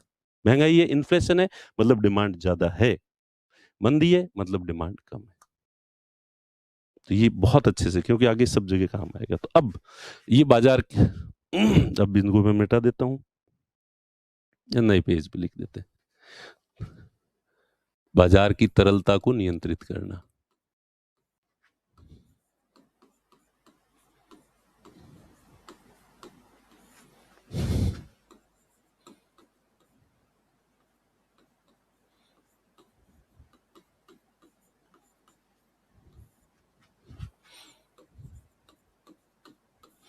बाजार की तरलता को नियंत्रित करना, to control the liquidity of market, ठीक है? तो अब बाजार, सबसे पहले बाजार की तरलता। अब लिक्विडिटी ऑफ मार्केट क्या होता है?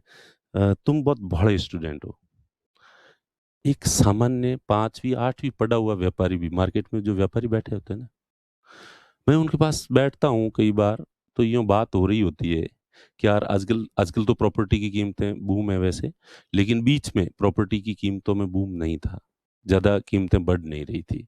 तो यूँ कोई बात आती कि यार प्रॉपर्टी बहुत मंदी चल रही है, रियल एस्टेट जो है वो धीमा चल रहा है। तो नेचुरल उनके मुँह से निकलता था, बाज़ार में यार लिक्विडिटी नहीं है। मुझे आश्चर्य होता कि लिक्विडिटी क्या होती है? आरएस की तैयारी करने वाले उन क्या नाम दूँ तुम्हें? उनको समझाते-समझाते आधा घंटा लग जाता है और ये आदमी कोई पढ़ा लिखा नहीं है, लेकिन इसको पता है कि लिक्विडिटी क्या होती है बाज़ार की। और तुम में से अभी देखना, पूछेंगे कई लोग, कमेंट करेंगे, "सर ये लिक्विडिटी वाला समझ में नहीं आया, एक बार और समझा दो प्लीज़ सर।" ठीक है? तो बाज़ार की लिक्विडिटी का मतलब है रुपए, तरलता का मतलब है रुपए। तरलता का मतलब क्या होता है? रुपए, रुपए, रुपए। जहाँ कहीं पे भी तरलता टर्म आए, तुम उसको समझ लो रुपए की बात हो रही है। इतना सिंपल है। बाज़ार में आजकल लोगों के पास रुपए नहीं है, तो इसको कहते हैं बाज़ार में तरलता कम है। ठीक है? तरलता का मतलब रुपए ही होता है और कुछ नहीं होता। और इकोनॉमी में हमेशा ये ध्यान रखो कि जितना मैं बोलता हूँ उतना ही समझना होता है। एक्स्ट्रा दिमाग मत लगाना, एक्स्ट्रा लगाओगे तो तुम्हें कुछ भी समझ में नहीं आएगा। और जिनको भी समझ में नहीं आता 2 कारणों से, या तो वो अपनी तरफ से एक्स्ट्रा सोच लेते हैं, जो सोचने जितना दिमाग है नहीं तुम्हारा, ठीक है? और दूसरी बात, या फिर वो फिर कुछ और चीज़ें सोचने लग जाते हैं। आधी बात सुनते हैं, आधी बात कहीं और चला जाता है, ध्यान, कंसंट्रेशन नहीं होता। जिनका है उनको बहुत शानदार तरीके से समझ में आएगी। ज़िंदगी में इकोनॉमिक्स जो है, जिन लोगों को बर्डन लग रही थी, उनको ये वादा है कि आपको इकोनॉमिक्स आपका ज़िंदगी का सबसे फ़ेवरेट सब्जेक्ट बन जाएगा। अरे यार! मैं तो जन्मा ही इकोनॉमिक्स पढ़ने के लिए हूँ, ठीक है? इतने दिन फालतू में ये पॉलिटी और हिस्ट्री और साइंस और उनमें माथा खपा रहा था।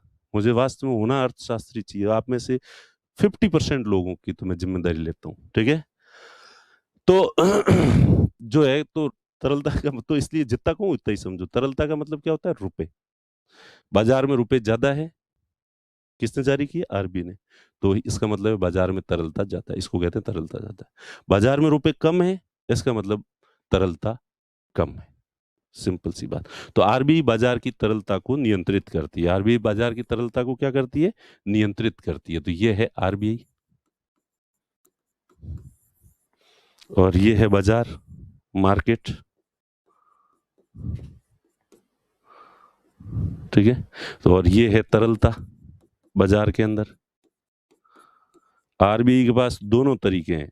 वो जब चाहे रुपयों को यूँ उड़ा देती है, और आरबीआई जब भी रुपयों को यूँ करती है, देखा होगा फ़िल्मों में और गानों में, यार यूँ ऐसे उड़ा, दुबई के शेख ऐसे उड़ाते हैं पैसे। गुजरात में जब भी जो भजन गाते हैं, तो लोग यूँ पैसे उड़ाते हैं। तो आरबीआई भी ऐसे पैसे उड़ाती है। टिक, टिक, टिक, टिक, टिक, टिक। आरबीआई अगर ऐसे पैसे उड़ा दे, थोड़ी देर के लिए यही मान लो आरबीआई ऐसे ही उड़ाती है। आरबीआई अगर इस तरह से रुपए उड़ा दे, तो बाज़ार में रुपए ही रुपए आ जाएँगे। रुपए आ जाएँगे तो डिमांड बढ़ जाएगी, महँगाई आ जाएगी, महँगाई, और इसलिए हर महीने महँगाई को मापा जाता है।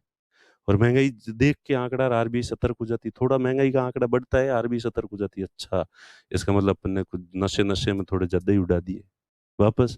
तो वापस के भाई अब कैसे कंट्रोल किए जाए, तो वापस सुबह जाके अरे भाई किराए वाले पैसे नहीं है, दे दे थोड़ा भाड़ा देते घर जाने के लिए, ठीक है। तो सुबह जाके वापस इधर उधर से, तो आरबीआई के पास दोनों तरीके हैं, पैसे डाल भी सकता है पैसे निकाल भी सकती है और लिक्विडिटी को कंट्रोल कर सकती है, ठीक है। कैसे करेगी ये अब देखेंगे कि क्या वाकई ऐसे उड़ाती है या उसके कोई तरीके होते हैं।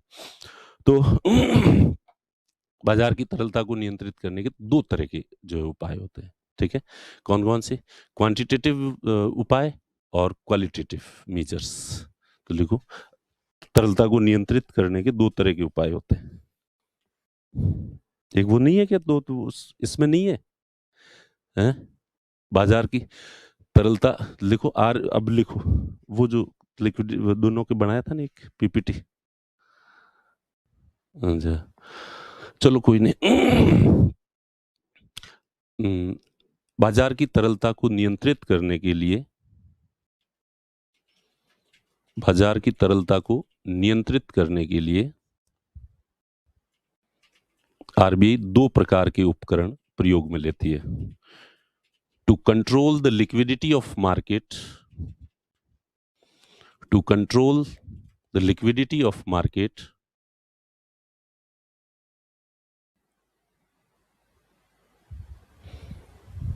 RBI uses two types of tools. RBI uses two types of tools. बाजार की तरलता को नियंत्रित करने के लिए आरबीआई दो प्रकार के उपकरण प्रयोग में लेती है। बाजार की तरलता को नियंत्रित करने के लिए आरबीआई दो प्रकार के उपकरण, दो प्रकार के उपकरण प्रयोग में लेती है। दो प्रकार के उपकरण प्रयोग में लेती है। दो तरह के उपकरण कौन कौन से होते हैं? दो प्रकार के उपकरण। तो तरलता का मतलब रुपया है ना, तरलता वाला सवाल तो नहीं पूछोगे कोई कि सर ये लिक्विडिटी क्या होती है, ठीक है। एक होते हैं मात्रात्मक उपाय, quantitative measures,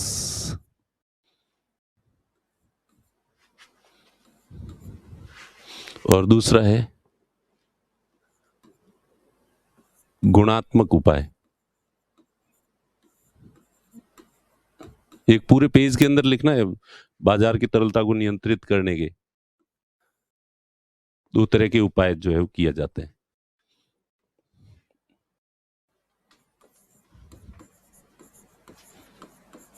bank rate, CRR, SLR, repo rate.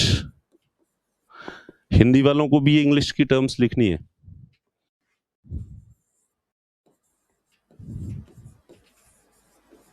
Reverse repo rate,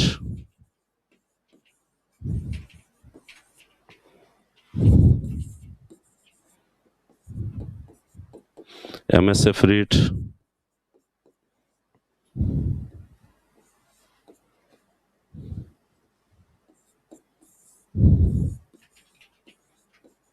open market operation,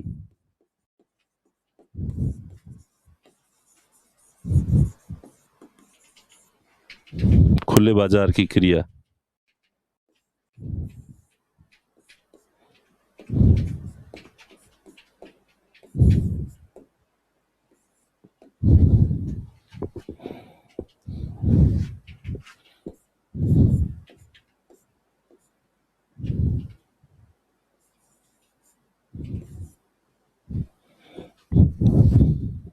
दो प्रकार के जो है वो प्रयोग में लेती है।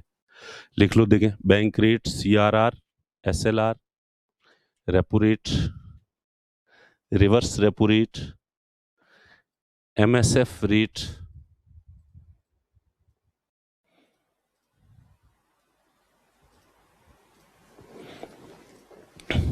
ओपन मार्केट ऑपरेशन,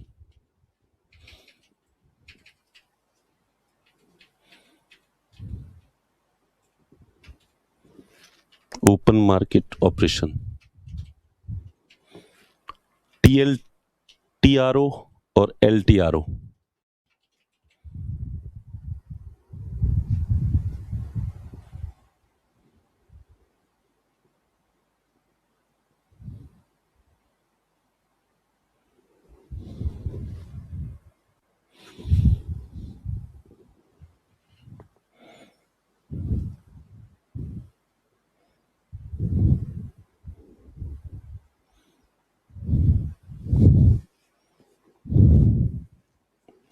लिख दिए? फिर भी लिख लो।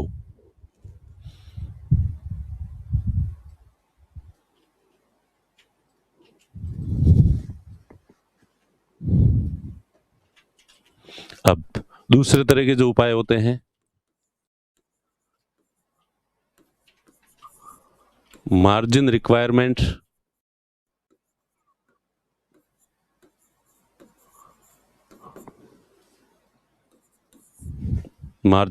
अरे हिंदी, इसकी हिंदी भी मैं आगे इनको डिटेल में समझाऊंगा, उस समय आपको हिंदी भी लिखवा दूंगा, ठीक है? पर एक बार जो है वो आप इंग्लिश में ही लिख दो।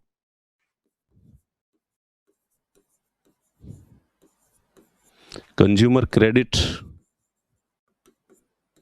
Regulation,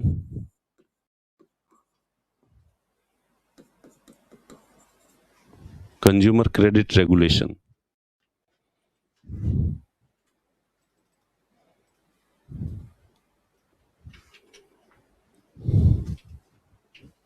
consumer credit regulation,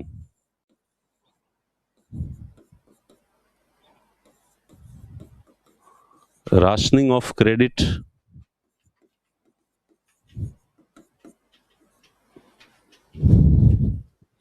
rationing of credit,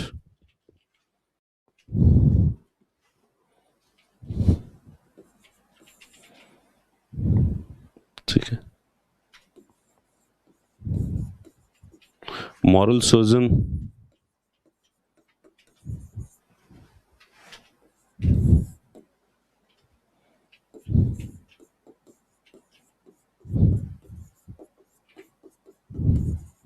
direct action.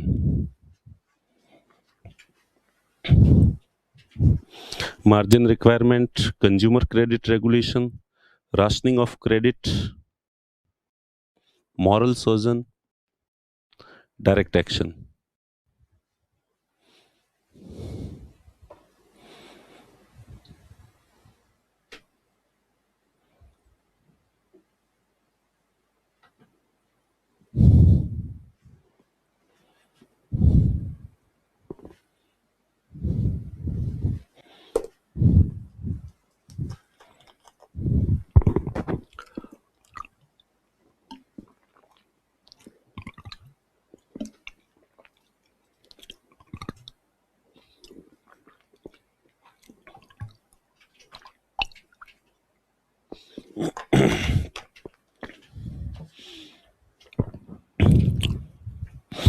ठीक है, तो ये एक बार जो है वो लिख लिए होंगे आपने, नहीं भी लिखे हैं तो इसको पॉज करके और बाद में लिख लेना। अगर कुछ छूट गया है तो इसको बाद में इस जगह आके पॉज करके और फिर आराम से लिख लेना, ठीक है? अब अपन एक एक चीज की बात करते हैं। यहाँ पे मैं वापस लिख देता हूं एक बार, bank rate,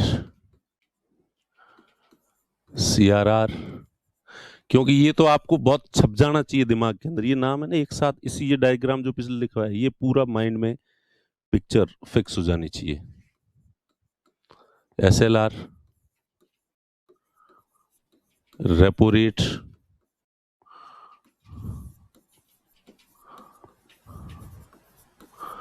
reverse repo rate,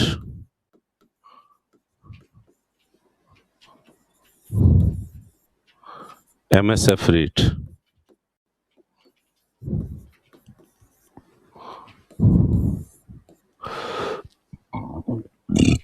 ठीक है?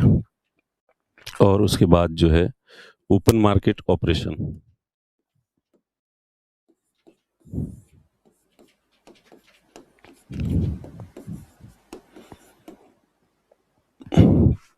या LTRO ही लिखो इसमें वैसे तो, ठीक है? इस उपकरण को LTRO कहते हैं, बाकी और समझा देंगे। ठीक है, अब होता क्या है कि ये है RBI और ये है बैंक,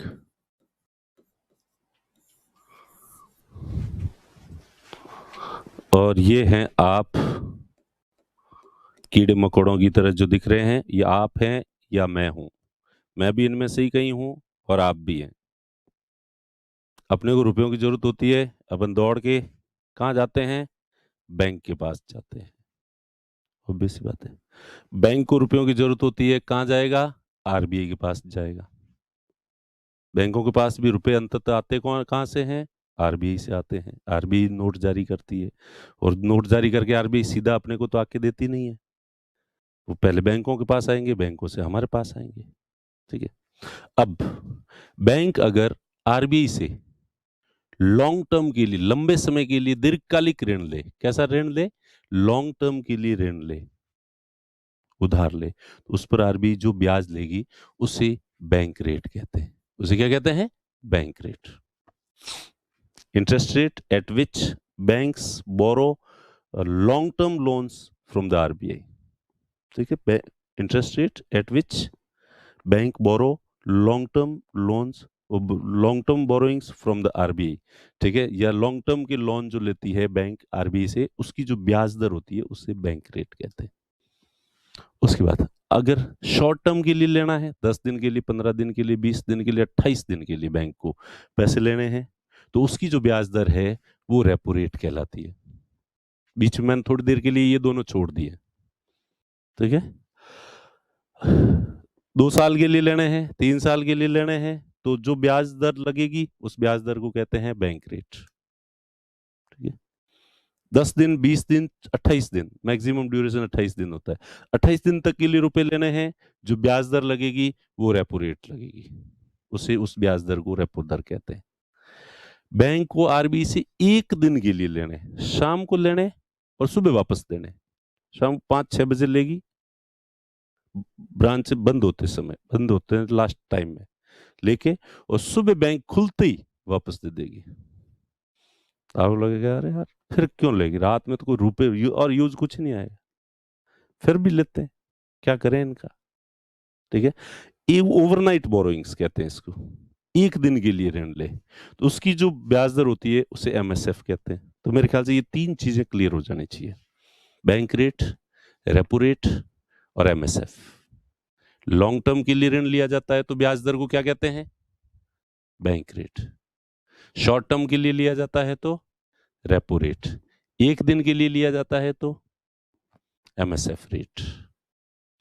3 क्लियर हो गए। अब 3 क्लियर हो गए तो बाकी तो सब बस, बाकी वाले तो अपने आप ही वैसे ही हो जाएंगे, कंफ्यूजन नहीं रहना चाहिए किसी। लॉन्ग टर्म, शॉर्ट टर्म, 1 दिन, लॉन्ग टर्म, शॉर्ट टर्म, 1 दिन, बोलो देखिए एक बार, और मनी मन समझ लो। अब उसके बाद जो है उल्टी गंगा बहे, बैंक RBI कहेगा, बैंक RBI बोल तुझे कितने रुपए चाहिए, ये ले रख 20 दिन तक। बैंक अगर RBI को उधार दे दे तो इस पर RBI से जो ब्याज लिया जाएगा उसे रिवर्स रेपो रेट कहते हैं। तो रिवर्स कंफ्यूज, लोग कहते हैं sir repo reverse repo, confuse क्या कि मत कंफ्यूज, रिवर्स उल्टी बह रही है गंगा, पैसे बैंक RBI को दे रही है। तो अब उधार देना नहीं कहेंगे, अपन कहेंगे जिस तरह से अपन बैंक से लोन लेते हैं तो कहते हैं बैंक से मैंने लोन लिया। अपन बैंक में बैंक को देते हैं तो पैसे थोड़ी कहते बैंक को मैंने लोन दिया, अपन कहते हैं बैंक के पास जमा कराए। तो वो की वो बात है, बैंक RBI से को लोन देगी नहीं, उधार नहीं देगी, जमा कराएगी। बैंक को लगता है कि उसके पास कुछ पैसे हैं जो अगले 10-15 दिन तक कहीं काम नहीं आएंगे, तो फालतू क्या मतलब है, थोड़ा ब्याज ही कमा लेते हैं, अपन क्यों जमा कराते हैं कि अपने पास पैसे पड़े रहे कि यार ये अभी कहीं काम आ नहीं रहे हैं, तो अच्छा है कि भाई बैंक में जमा करा दें, जो छोटा मोटा ब्याज ही मिल जाएगा। तो वैसे के वैसे बैंक भी वही करते हैं, उनके पास थोड़े से पैसे बचे हुए होते हैं तो वो RBI के पास जमा करा देते हैं, तो उस पर जो ब्याज दर होती है उसको रिवर्स रेपो रेट कहते हैं। तो ये 4 चीजें क्लियर हो गई। ठीक है, अब दूसरी बात, तो ये तो हो गया एक, ये 4 चीजें क्लियर हो गई आपके बिल्कुल ही, ये तो बिल्कुल बाद में ही समझ आएगी आपको, आप बहुत ही बाद में समझूंगा, ये भी बाद में। तो ये 4 चीज़ें मेरे ख्याल से एकदम क्लियर हो गई होगी।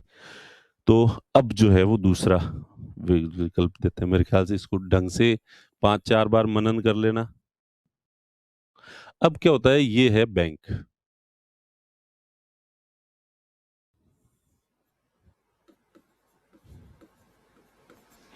बैंक का काम क्या है? जो लोग जमा कराने आते हैं पैसे, उनके रुपए जमा कर देते हैं। तुम जाते हो जमा कराने के लिए तो बैंक वाले पैसे जमा कर लेते हैं। फिर मेरे जैसा जाता है कि एक कोचिंग इंस्टीट्यूट की बिल्डिंग बनानी है, उधार दे दो, तो बैंक मुझे उधार दे देता है। तुम्हारे पैसे ले लेता है जमा और मुझे उधार दे देता है। तो यही काम करता है बैंक, जमाएं स्वीकार करना और उसको ऋण देना, लोग जो ऋण लेने के लिए आए। ठीक है, यहां से ऋण पे वसूलती है 9% इंटरेस्ट, तुम्हें देती है 4-5%, 4%। और जो बीच के जो है वो बचत हो जाती है और बैंक की कमाई हो जाती है। यही बैंक का काम है। तो बैंक के पास लोग जो जमा कराते हैं, तो उस जमाएं शब्द वैसे आसान, इजी तो जमाएं है कि बैंक के पास कुल जमाएं कितनी है, इजी शब्द तो ये है। लेकिन इसमें थोड़ा देयताएं, इस शब्द की थोड़ी प्रैक्टिस कर देना। लाइबिलिटीज इंग्लिश में क्या कहते हैं? लाइबिलिटीज।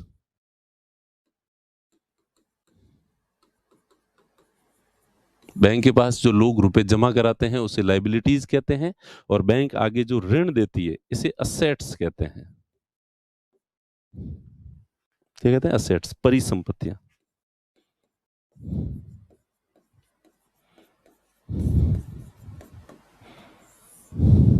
परिसंपत्तियां कहते हैं। तो बैंक का काम है first generate the liabilities and then convert them into the assets. First generate the liabilities and then convert them into the assets. ठीक है, पहले देयताएं सृजित करना और फिर उन देयताओं को परिसंपत्तियों में रूपांतरित करना। ये काम तो सिंपल है। बैंक में जाते हो, जमा कराते हो, बैंक उधार देता है। तो अब यहाँ पे ये शब्द देयता देयता देयता देयता, मैं आगे बोलूंगा देयता लाइबिलिटी टर्म यूज करूंगा, तो आप कंफ्यूज नहीं होने चाहिए कि ये देयताएं क्या होती है। देयताएं यानी ये वापस देने हैं, माथे है, बैंक के माथे है। आपने जो जमा कराए हैं वो रुपए बैंक के माथे चढ़े हुए हैं और ये आपको कभी न कभी वापस देने हैं। ठीक है, तो देयता और परिसंपत्तियां, ये दो टर्म जो है, liabilities and assets, liabilities and assets. Diagram को देख लो और 5 बार मन में रिवाइज कर लो इसको। ठीक है, अब CRR, cash reserve ratio. Cash reserve ratio, cash reserve ratio, CRR, cash reserve ratio. सीधा सीधा मतलब पड़ा है, कैश रिजर्व, रिजर्व में कुछ कैश होना चाहिए। आपने जाके बैंक के पास जो है जमा कराए 100 रुपए, ठीक है, आपने जो है कितने रुपए जमा कराए बैंक के पास? 100 रुपए। सपोज 100 रुपए बैंक के पास वैसे जमा लाखों करोड़ों में आती है, ठीक है, अरबों में आती है, पर फिर भी अपन माने 100 रुपए आए। तो क्या बैंक 100 रुपए के 100 रुपए पूरे उधार दे देगी, या बैंक को कुछ रुपए अब रिजर्व कैश, ताकि कभी बैंक को ऐसी नौबत ना आए कि बैंक वैसे तो कि भाई रोजाना जितने जमा कराने विड्रॉ कराने के लिए आते हैं इतने वापस जमा कराने भी आते हैं, तो इसलिए बैंक देखे कि अपने कैश क्यों रखें, फालतू पड़े पड़े पड़े कैश का पैसा नहीं आएगा, तो अपन थोड़ा ब्याज ही कमा लेते हैं, इसलिए पूरे उधार दे दे। क्या ऐसा पॉसिबल है? आप अगर बैंक चलाने वाले हो तो क्या ऐसा करोगे? आप नहीं करोगे। ठीक है, तो बैंक क्या करना है, कुछ कैश रिजर्व में रखना होता है। एनी टाइम बैंक के पास कुछ कैश होना चाहिए, एनी टाइम बैंक के पास कुछ कैश होना चाहिए, ताकि ऐसा ना हो कि कभी आप विड्रॉ कराने के लिए जाओ बैंक के पास से, पैसे विड्रॉ कराने के लिए जाओ और बैंक वाला कहे कि भाई साहब थोड़ी देर बैठो यार, अभी तो हमारे पास है नहीं, कोई जमा कराने वाला आएगा तो उसके पैसे आपको दे देंगे। क्या ऐसा कह सकते हैं बैंक? नहीं। अगर ऐसा कह दे तो बैंक का विश्वास ही टूट जाए लोगों का। अरे कि बैंक में कैश है ही नहीं, कैश है इनके पास, बैंक डूब रहा है, डूब रहा है, डूब रहा है। और डूब रहा अगर एक बार अफवाह चल जाए तो भगवान भी किसी बैंक को बचा नहीं सकता। ठीक है? क्यों? क्योंकि बैंक के पास जिन लोगों ने रुपए जमा कराए, इन लोगों के पास तो अधिकार है कि जब चाहे तब अपने रुपए वापस निकाल सकते हैं, जब चाहे तब रुपए वापस निकाल सकते हैं। लेकिन बैंक ने जिनको उधार दिया है, किसी को होम लोन दे दिया 20 साल के लिए, किसी को व्हीकल लोन दे दिया 5 साल के लिए, तो अब ये तो 20 साल में धीरे धीरे ही चुकाएगा। और कभी बैंक की अफवाह उठ जाए, सारे लोग दौड़ के आ जाए साहब हमारे तो पैसे दो दो दो, तो बैंक कहां से देगा? बैंक ने ज्यादातर रुपए तो आगे लोन दे रखा है, तो नहीं दे सकता।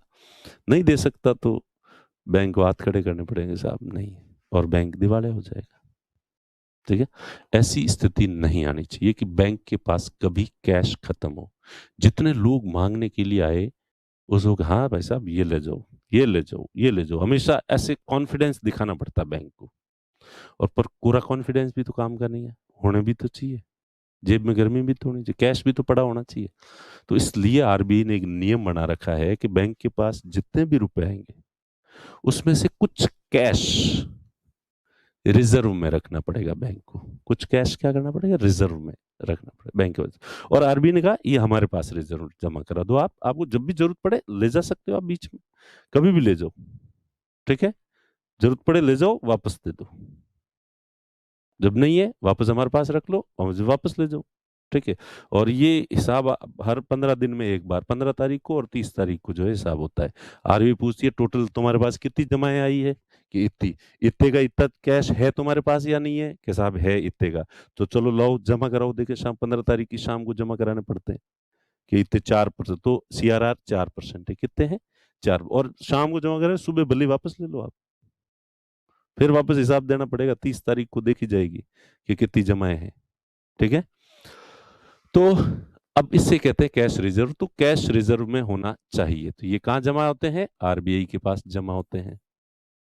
और आरबीआई चूंकि बैंक की सुविधा के लिए रखा है कि तुम्हारा कैश है तुम्हारी सुविधा के लिए, इसलिए आरबीआई के मैं किस बात का ब्याज दूं, इसलिए आरबीआई इस पर कोई ब्याज नहीं देती है, तुम्हारे भले के लिए रखा है। तो इसे कहते हैं कैश रिजर्व। कुछ कैश रिजर्व होना चाहिए, और वो अभी कितना है? 4% है। कि कितना है ये?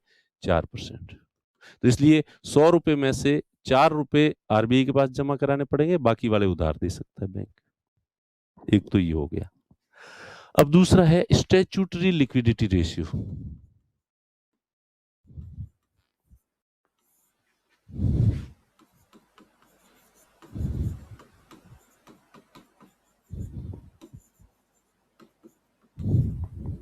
Statutory liquidity ratio, SLR.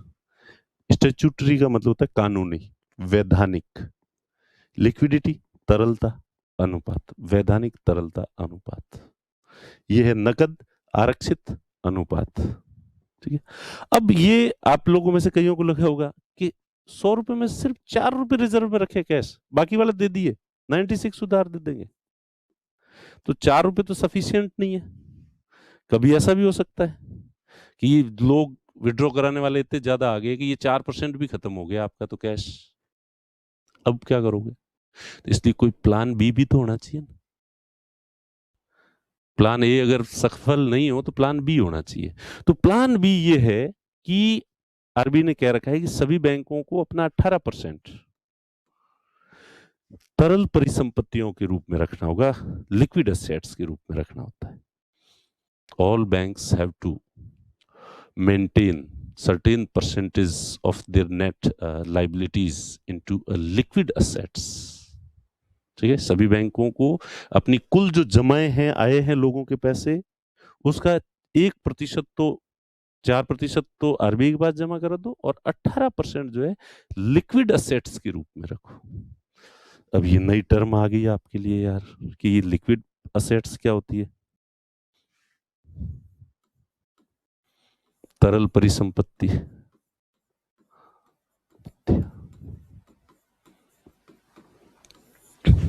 तरल परिसंपत्तियां क्या होती है? वे परिसंपत्तियां जिनको आसानी से कैश में कन्वर्ट किया जा सके, तरल में कन्वर्ट किया जा सके। तरल का मतलब तो रुपया होता ही है। ठीक है? तो वे परिसंपत्तियां अब रुपया तो क्या है कि 100% लिक्विड है, तरल है, उसको ही तरलता कहते हैं।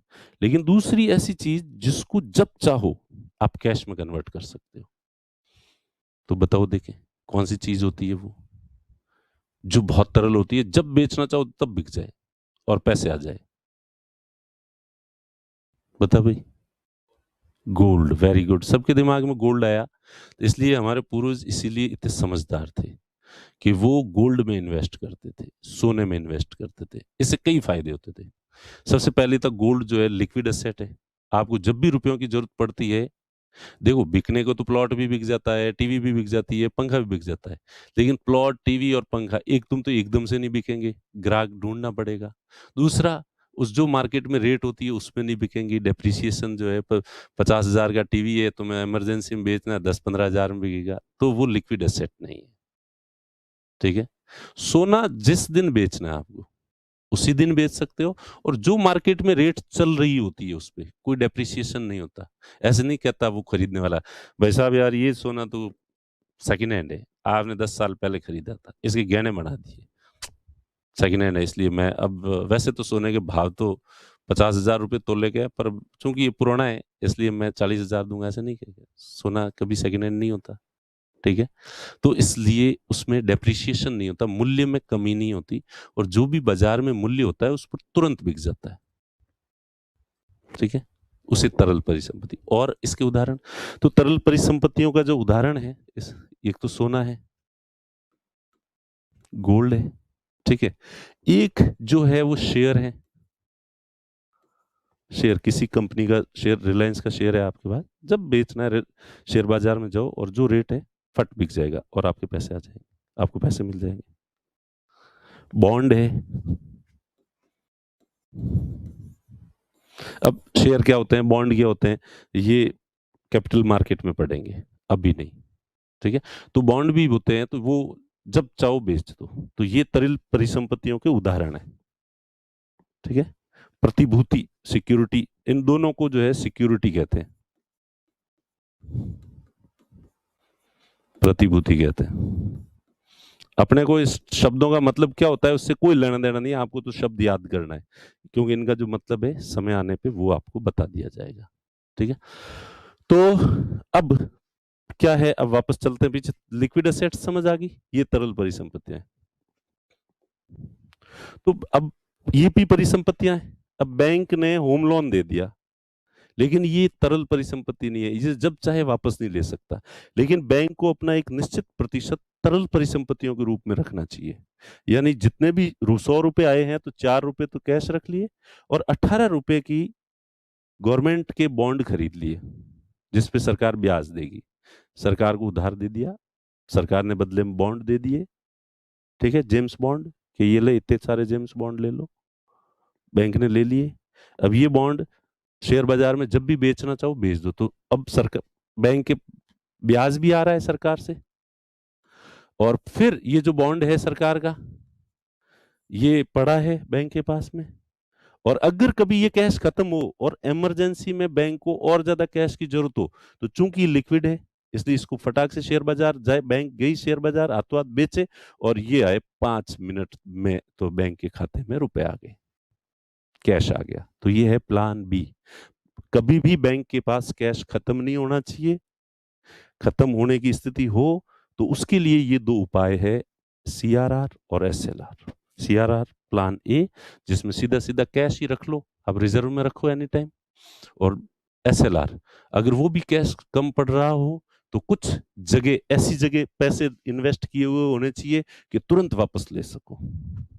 होम लोन तुरंत वापस नहीं ले सकते, व्हीकल लोन तुरंत वापस नहीं ले सकते, लेकिन आपने गवर्नमेंट को उधार दिए हैं और गवर्नमेंट की जो सिक्योरिटीज ली है, बॉन्ड लिए हैं, ये लिक्विड है, जब भी अगर इमरजेंसी आएगी इनको बाजार में देके और इनकी तुलना जगह पे जो है वो पैसे लिए जा सकते हैं, और कैश की, कभी कैश का संकट उत्पन्न नहीं हो बैंक के पास, और लोगों का भरोसा बना रहे।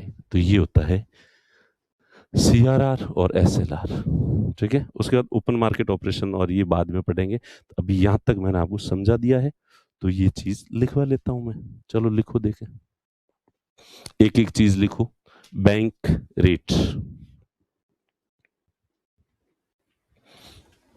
बैंक दर।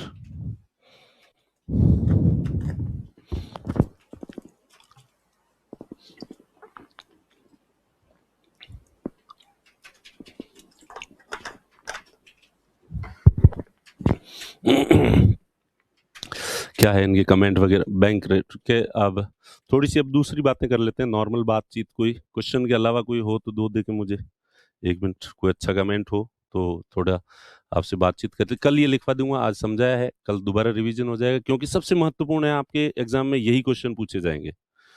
तो और मजे की बात है कि जो आरएस के इंटरव्यू दे रहे होते हैं उनको भी ये बेसिक सामान्य जानकारियां जो है। सर एसएलआर 18% है या 19%? 18% है। आरबीआई की वेबसाइट पे जाओगे, होम पेज पे ही जो है वो सभी इंपोर्टेंट रेट्स जो है लिखी हुई है।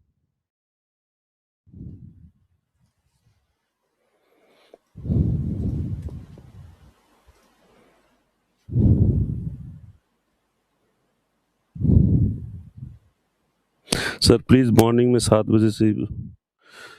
हाँ सर, बहुत थक जाते हैं 1 बजे तक। कौन सर, कहाँ थकते हैं? मैं थकता नहीं हूँ।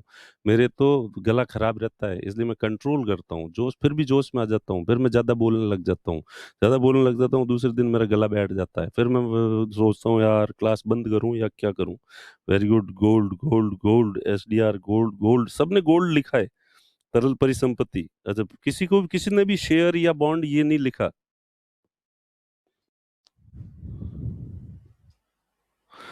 सर मॉर्निंग में ही कर दिया करो, 7 बजे से थक जाते हैं। अरे हार नहीं मानूंगा, रार नहीं ठानूंगा, काल के कपाल में लिखता हूँ मिटाता हूँ मैं गीत नया गाता हूँ। क्या युवा हो यार, क्या थक जाते हो? ठीक है, हम इतनी उम्र में हो गए हैं, सुबह से पढ़ा रहे हैं, गला खराब हो चुका है, फिर भी हम थकने की कोशिश नहीं कर रहे हैं। ठीक है, तो एसएलआर 18% है भाई, बुक्स में 19 लिखा है लेकिन अभी 18 है। आरबीआई की वेबसाइट पे जो है 18 है। ठीक है सर, प्लीज इंग्लिश में भी हिंदी जैसा। आज तो मैंने कुछ लिखवाया ही नहीं है, इतना क्या लिखवाया, समझाया ही समझाया यार तुम्हारे ये तो। इंग्लिश में भी हिंदी जैसे लिखवाया करो। Narayan Khatri, please sir side में हो जाओ। ये योग्यता लिख रही है सर, साइड हो जाओ, हवा आने दो। सर विनिमय दर समझ में नहीं आई है। क्यों रुपए के मजबूत होने पर डॉलर खरीदती है और क्यों कमजोर होने पर आपूर्ति? दीपेंद्र सिंह, अरे मैंने टमाटर का इतना सिंपल एग्जांपल दिया यार, टमाटर वाला समझ में आ गया है। ठीक है, चलो खैर, मैं ये फिर भी समझा दूंगा एक बार वापस। मुझे लगा कि भाई टमाटर वाला कहती थोड़ा सा, तो मेंटल एबिलिटी की परीक्षा है, तुम अपने दिमाग लगा के भी तो समझो। अब मैं अभी समझा दूंगा वैसे ये वापस। परेशान हो गए हैं हम तो, कमेंट भी नहीं करते, फिर हमारी क्लास क्यों रुक जाती है? मनीषा स्वामी लिख रही है, इसकी क्लास जो है वो रुक जाती है। इसका लोगो है ये। सर रुपए हिंदी में ऐसे क्यों लिखा जाता है? ये लोगो है ऐसे रुपए का, अब हर तरीके से रुपया ऐसे ही लिखा जाता है। वीडियो अटक रही है बार बार। हाँ सही है, बफरिंग हो रही है, क्लास अटक रही है। सर वीडियो अटक रहा, रे भगवान, हो गई स्टार्ट, रुक गई। एक बार इसको पॉज करके, जब भी आपकी क्लास अटकती है तो एक बार पॉज करके और उससे वापस स्टार्ट कर दो। चलो ठीक है, अभी दूसरे वाले ऐप पे ले आएंगे आपको, उसके बाद ये अटकने की समस्या जो है थोड़ी कम हो जाएगी। ठीक है, अटक गई क्लास, अरे भगवान, ये क्लास तो प्लीज सेंड। अच्छा, आरबीआई का रिजर्व फंड क्या होता है जिसे केंद्र सरकार को दिया है? ये आरबीआई का मुनाफा होता है, कमाई होती है, जो प्रॉफिट होता है ना, जो ब्याज कमाती है आरबीआई बैंकों से। मार्केट में डॉलर कैसे देंगे? नहीं चल रही है क्लास, अरे नहीं चल रही क्लास, अटक रही है। ठीक है, मनोज कुमार, मनोज। आरबीआई का रिजर्व फंड यानी आरबीआई का जो प्रॉफिट होता है, इतने सालों में जो कमाई की है, पड़े हैं आरबीआई के पास पैसे वो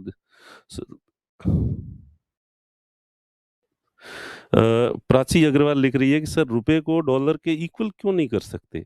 अब वो जिस दिन देखेंगे, फिर तुम खुद कहोगे नहीं सर प्लीज इक्वल मत करो, नहीं करना नहीं करना नहीं करना। ठीक है, क्योंकि अब अपने को एक सामान्य सोच जो है ना, आदमी ऐसे सोचता है कि जैसे वही वैसे ही, जैसे तुम्हें लगता है ना कि सब चीजें सस्ती होनी चाहिए, 2-2 रुपए में हर चीज ही मिल जाए। मर्सिडीज कार जो है वो 2 लाख रुपए में मिल जाए तो कितने मजे हो जाए। सामान्य आदमी को ऐसे लगता है। लेकिन फिर दूसरे तरीके से सोचो, क्या मर्सिडीज 2 लाख में मिल सकती है? अगर 2 लाख में बेचेगी तो कंपनी बंद हो जाएगी, और वो जो अभी 50 लाख देने पे मिल रही है वो भी नहीं मिलेगी। सब सही चलता है। सर रुपये का डॉलर से इक्वल क्यों न कर दिया जाए? प्राची ये बताएंगे, देखें रुपये डॉलर एथिक्स शुरू कर दो। ओम प्रकाश, कोई गावे आबू जी न कोई गावे पाबू जी। ओम प्रकाश खदार तो बीच में, अब ये जो चल रही है एथिक्स पढ़ो हमारे तो। ठीक है, टमाटर तो समझ आया है, पर रुपए और डॉलर को रिलेट नहीं कर पाए हैं। डॉलर की जगह टमाटर रख दो और रुपए की जगह रुपए ही रखो। ठीक ठीक है दीपेंद्र सिंह, डॉलर की जगह टमाटर रख दो।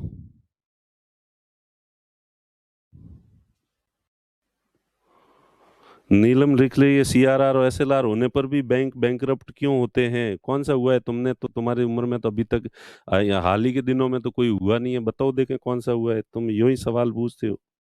ठीक है, if you have vocal card problem, then request to provide PDF day before and you just clear concept. Thank for making it so interesting. Manmohan, ठीक है। मुकेश, एसएलआर के परसेंटेज कम किया था कोरोना में, मुकेश कह रहा है एसएलआर जो है कम कर दिए हैं। ज्योग्राफी की क्लासेस लगा दो सर, पीडीएफ स... सहकारी बैंक और वाणिज्यिक बैंक में किसकी दर ज्यादा होती है? ये तो डिपेंड करता है। सहकारी बैंक में पिछली दफा अशोक जी ने जो है सहकारी बैंकों के ब्याज दर ही खत्म कर दिए थे। कोई ब्याज नहीं लगेगा, किसानों को ऋण दिए जाएंगे। ठीक है, एनर्जी आ जाए। या सर फिर से बोलना, ये लाइन कौन सी वाली लाइन बोलनी है? कवि मीना, सर 2019 में क्लास ज्वाइन की थी, 2021 आ गया है। सुमन सुमन, तो हम कौन से राज्य हैं? तुम लोग हमारा खून चूस रहे हो अभी भी। हमें भी दो दूसरे नए स्टूडेंट चाहिए जो पैसा पैसा पैसा लेके आए। क्लास लेने आ सकते हैं क्या प्लीज कोचिंग में? शर्मा जी, शर्मा जी वर्ल्ड ज्योग्राफी की क्लास क्या क्या हुआ? वर्ल्ड ज्योग्राफी में कई लोग, कुछ लोगों ने मना किया था, तो इस वजह से जो है कि भाई हमने देखा कि अभी अभी भी लोग लिख रहे हैं थक रहे हैं, थक रहे हैं, थक रहे हैं, तो इसलिए सर रेपो रेट ज्यादा होती है या रिवर्स, ये सब बता देंगे। पिक्चर अभी बाकी है, जल्दी का काम शैतान का। ये अभी मैंने बताया थोड़ी, अभी तो क्या होता है। ठीक है, सब बताएंगे। उसके बाद बैंक रेट, एमएसएफ रेट सबसे ज्यादा होती है, रिवर्स रेपो रेट सबसे कम होती है, और रेपो रेट बीच में होती है। ठीक है, या नहीं सर, राइट टाइमिंग है sir. Bond, share, gold, sir सही टाइम है, सही टाइम। बैंक मर्जर वाला क्वेश्चन, बैंक मर्जर वाला मैं बताना है, लेकिन मुझे लग रहा है कि ये जो फ्लो चल रहा है ना आरबीआई का, ये थोड़ा कंप्लीट हो जाए उसके बाद अपन चर्चा करेंगे, ज्यादा ठीक रहेगा। नहीं तो बीच में थोड़ा वो डिस्टर्ब हो जाएगा उससे। मैं चाहता हूँ कि आरबीआई, और ये सबसे महत्वपूर्ण जो है वो यही है बैंकिंग सिस्टम में, आरबीआई के फंक्शंस, और उसमें भी स्पेशली लिक्विडिटी को कंट्रोल करने के ये जो आरबीआई।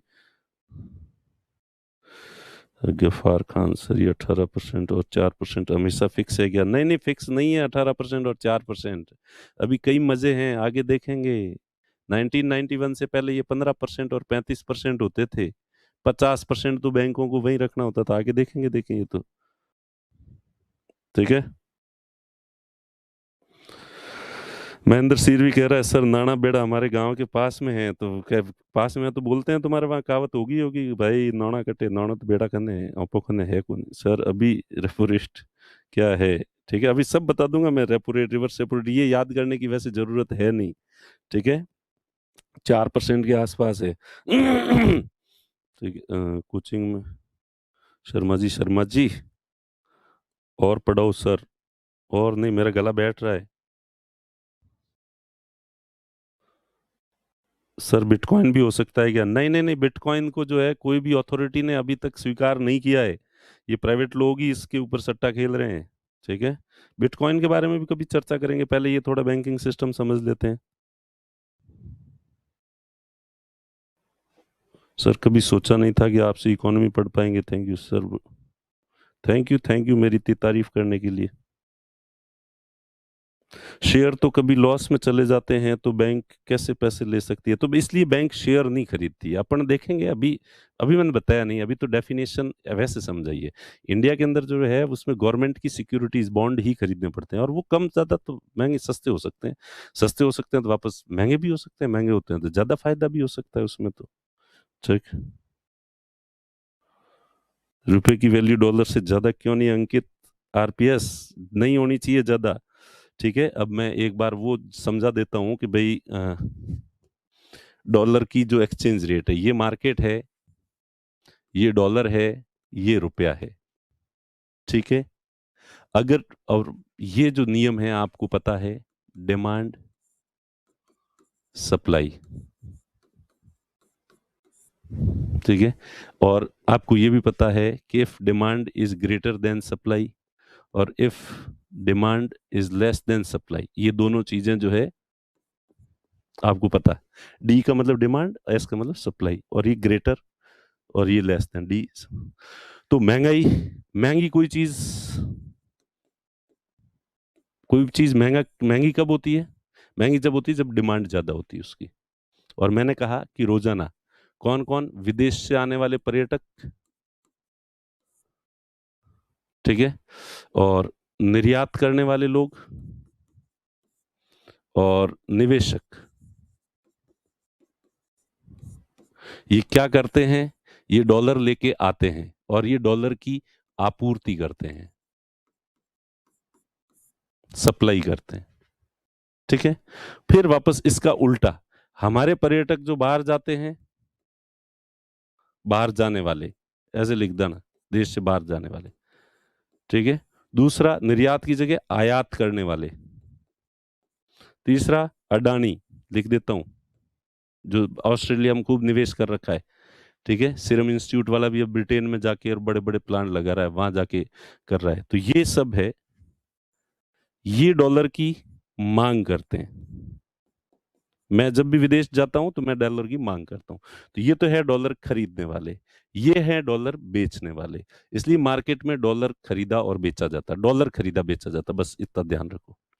अब अगर किसी दिन जो है ये लोग ज्यादा हो जाते हैं, ये लोग, और ये किसकी वजह से ज्यादा हो जाते हैं? आयात, हमारे आयात बहुत ज्यादा है, इस वजह से।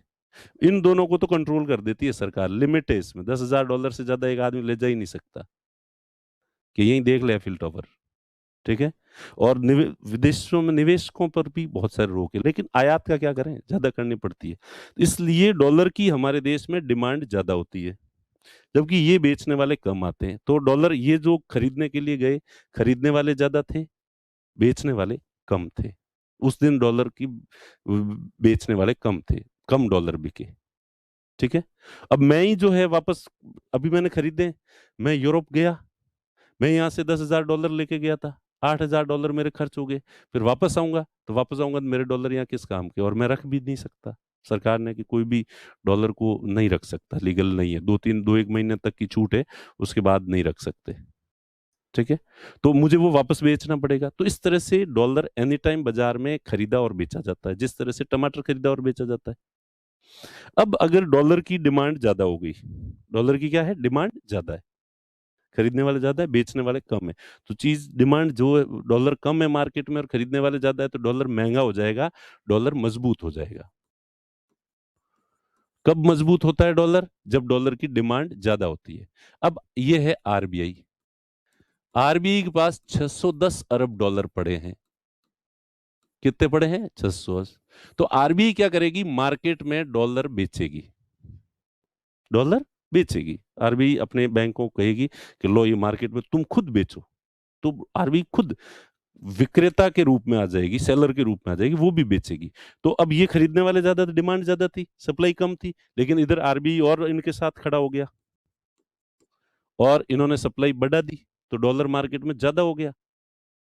ठीक है, डॉलर ज्यादा हो जाएगा तो डिमांड की तुलना में सप्लाई ज्यादा हो जाएगी, सप्लाई ज्यादा हो जाएगी तो डॉलर वापस जो मजबूत हो रहा था, वो डॉलर वापस कमजोर, सस्ता हो जाएगा।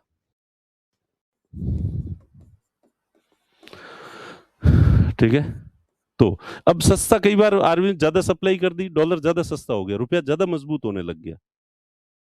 ठीक है, डॉलर सस्ता हो रहा है मतलब रुपया मजबूत हो रहा है। तो ऐसी स्थिति में आरबीआई की नहीं, रुपया ज्यादा मजबूत भी नहीं होना चाहिए। तो फिर आरबीआई जो है इधर आ जाएगी और डॉलर खरीदेगी। आरबीआई क्या करेगी, डॉलर को खरीदने लग जाएगी। अब यहां से हट जाएगी आरबीआई। अगर सस्ता हो रहा है, आपूर्ति ज्यादा है, डिमांड कम है, तो डिमांड कम है तो डिमांड बढ़ाने के लिए आ जाएगी आरबीआई।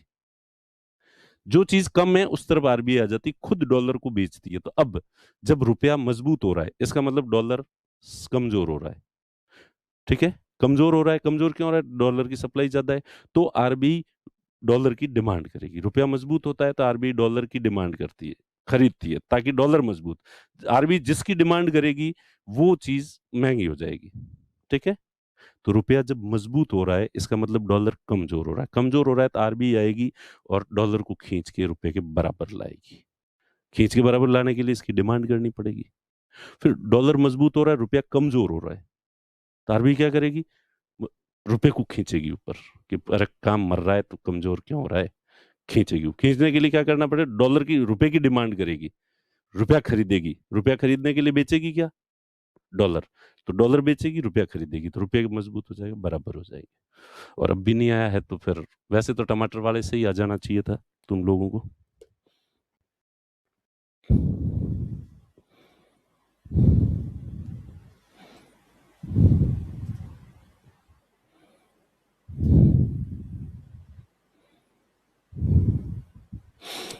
हाँ, डॉलर भी है। डॉलर तो विदेशी जो फॉरेन करेंसी है वो भी शेयर लिक्विड में ही है।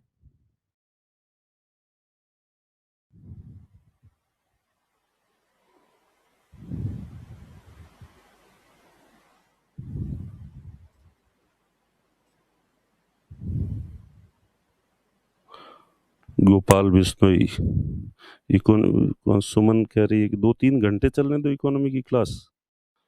गले की समस्या, अरे मेरे गला रुलाओगे, क्या करोगे तुम लोग जो है।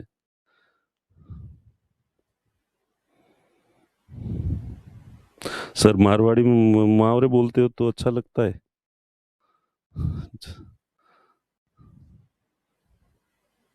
सर आज पढ़ने में आनंद आया।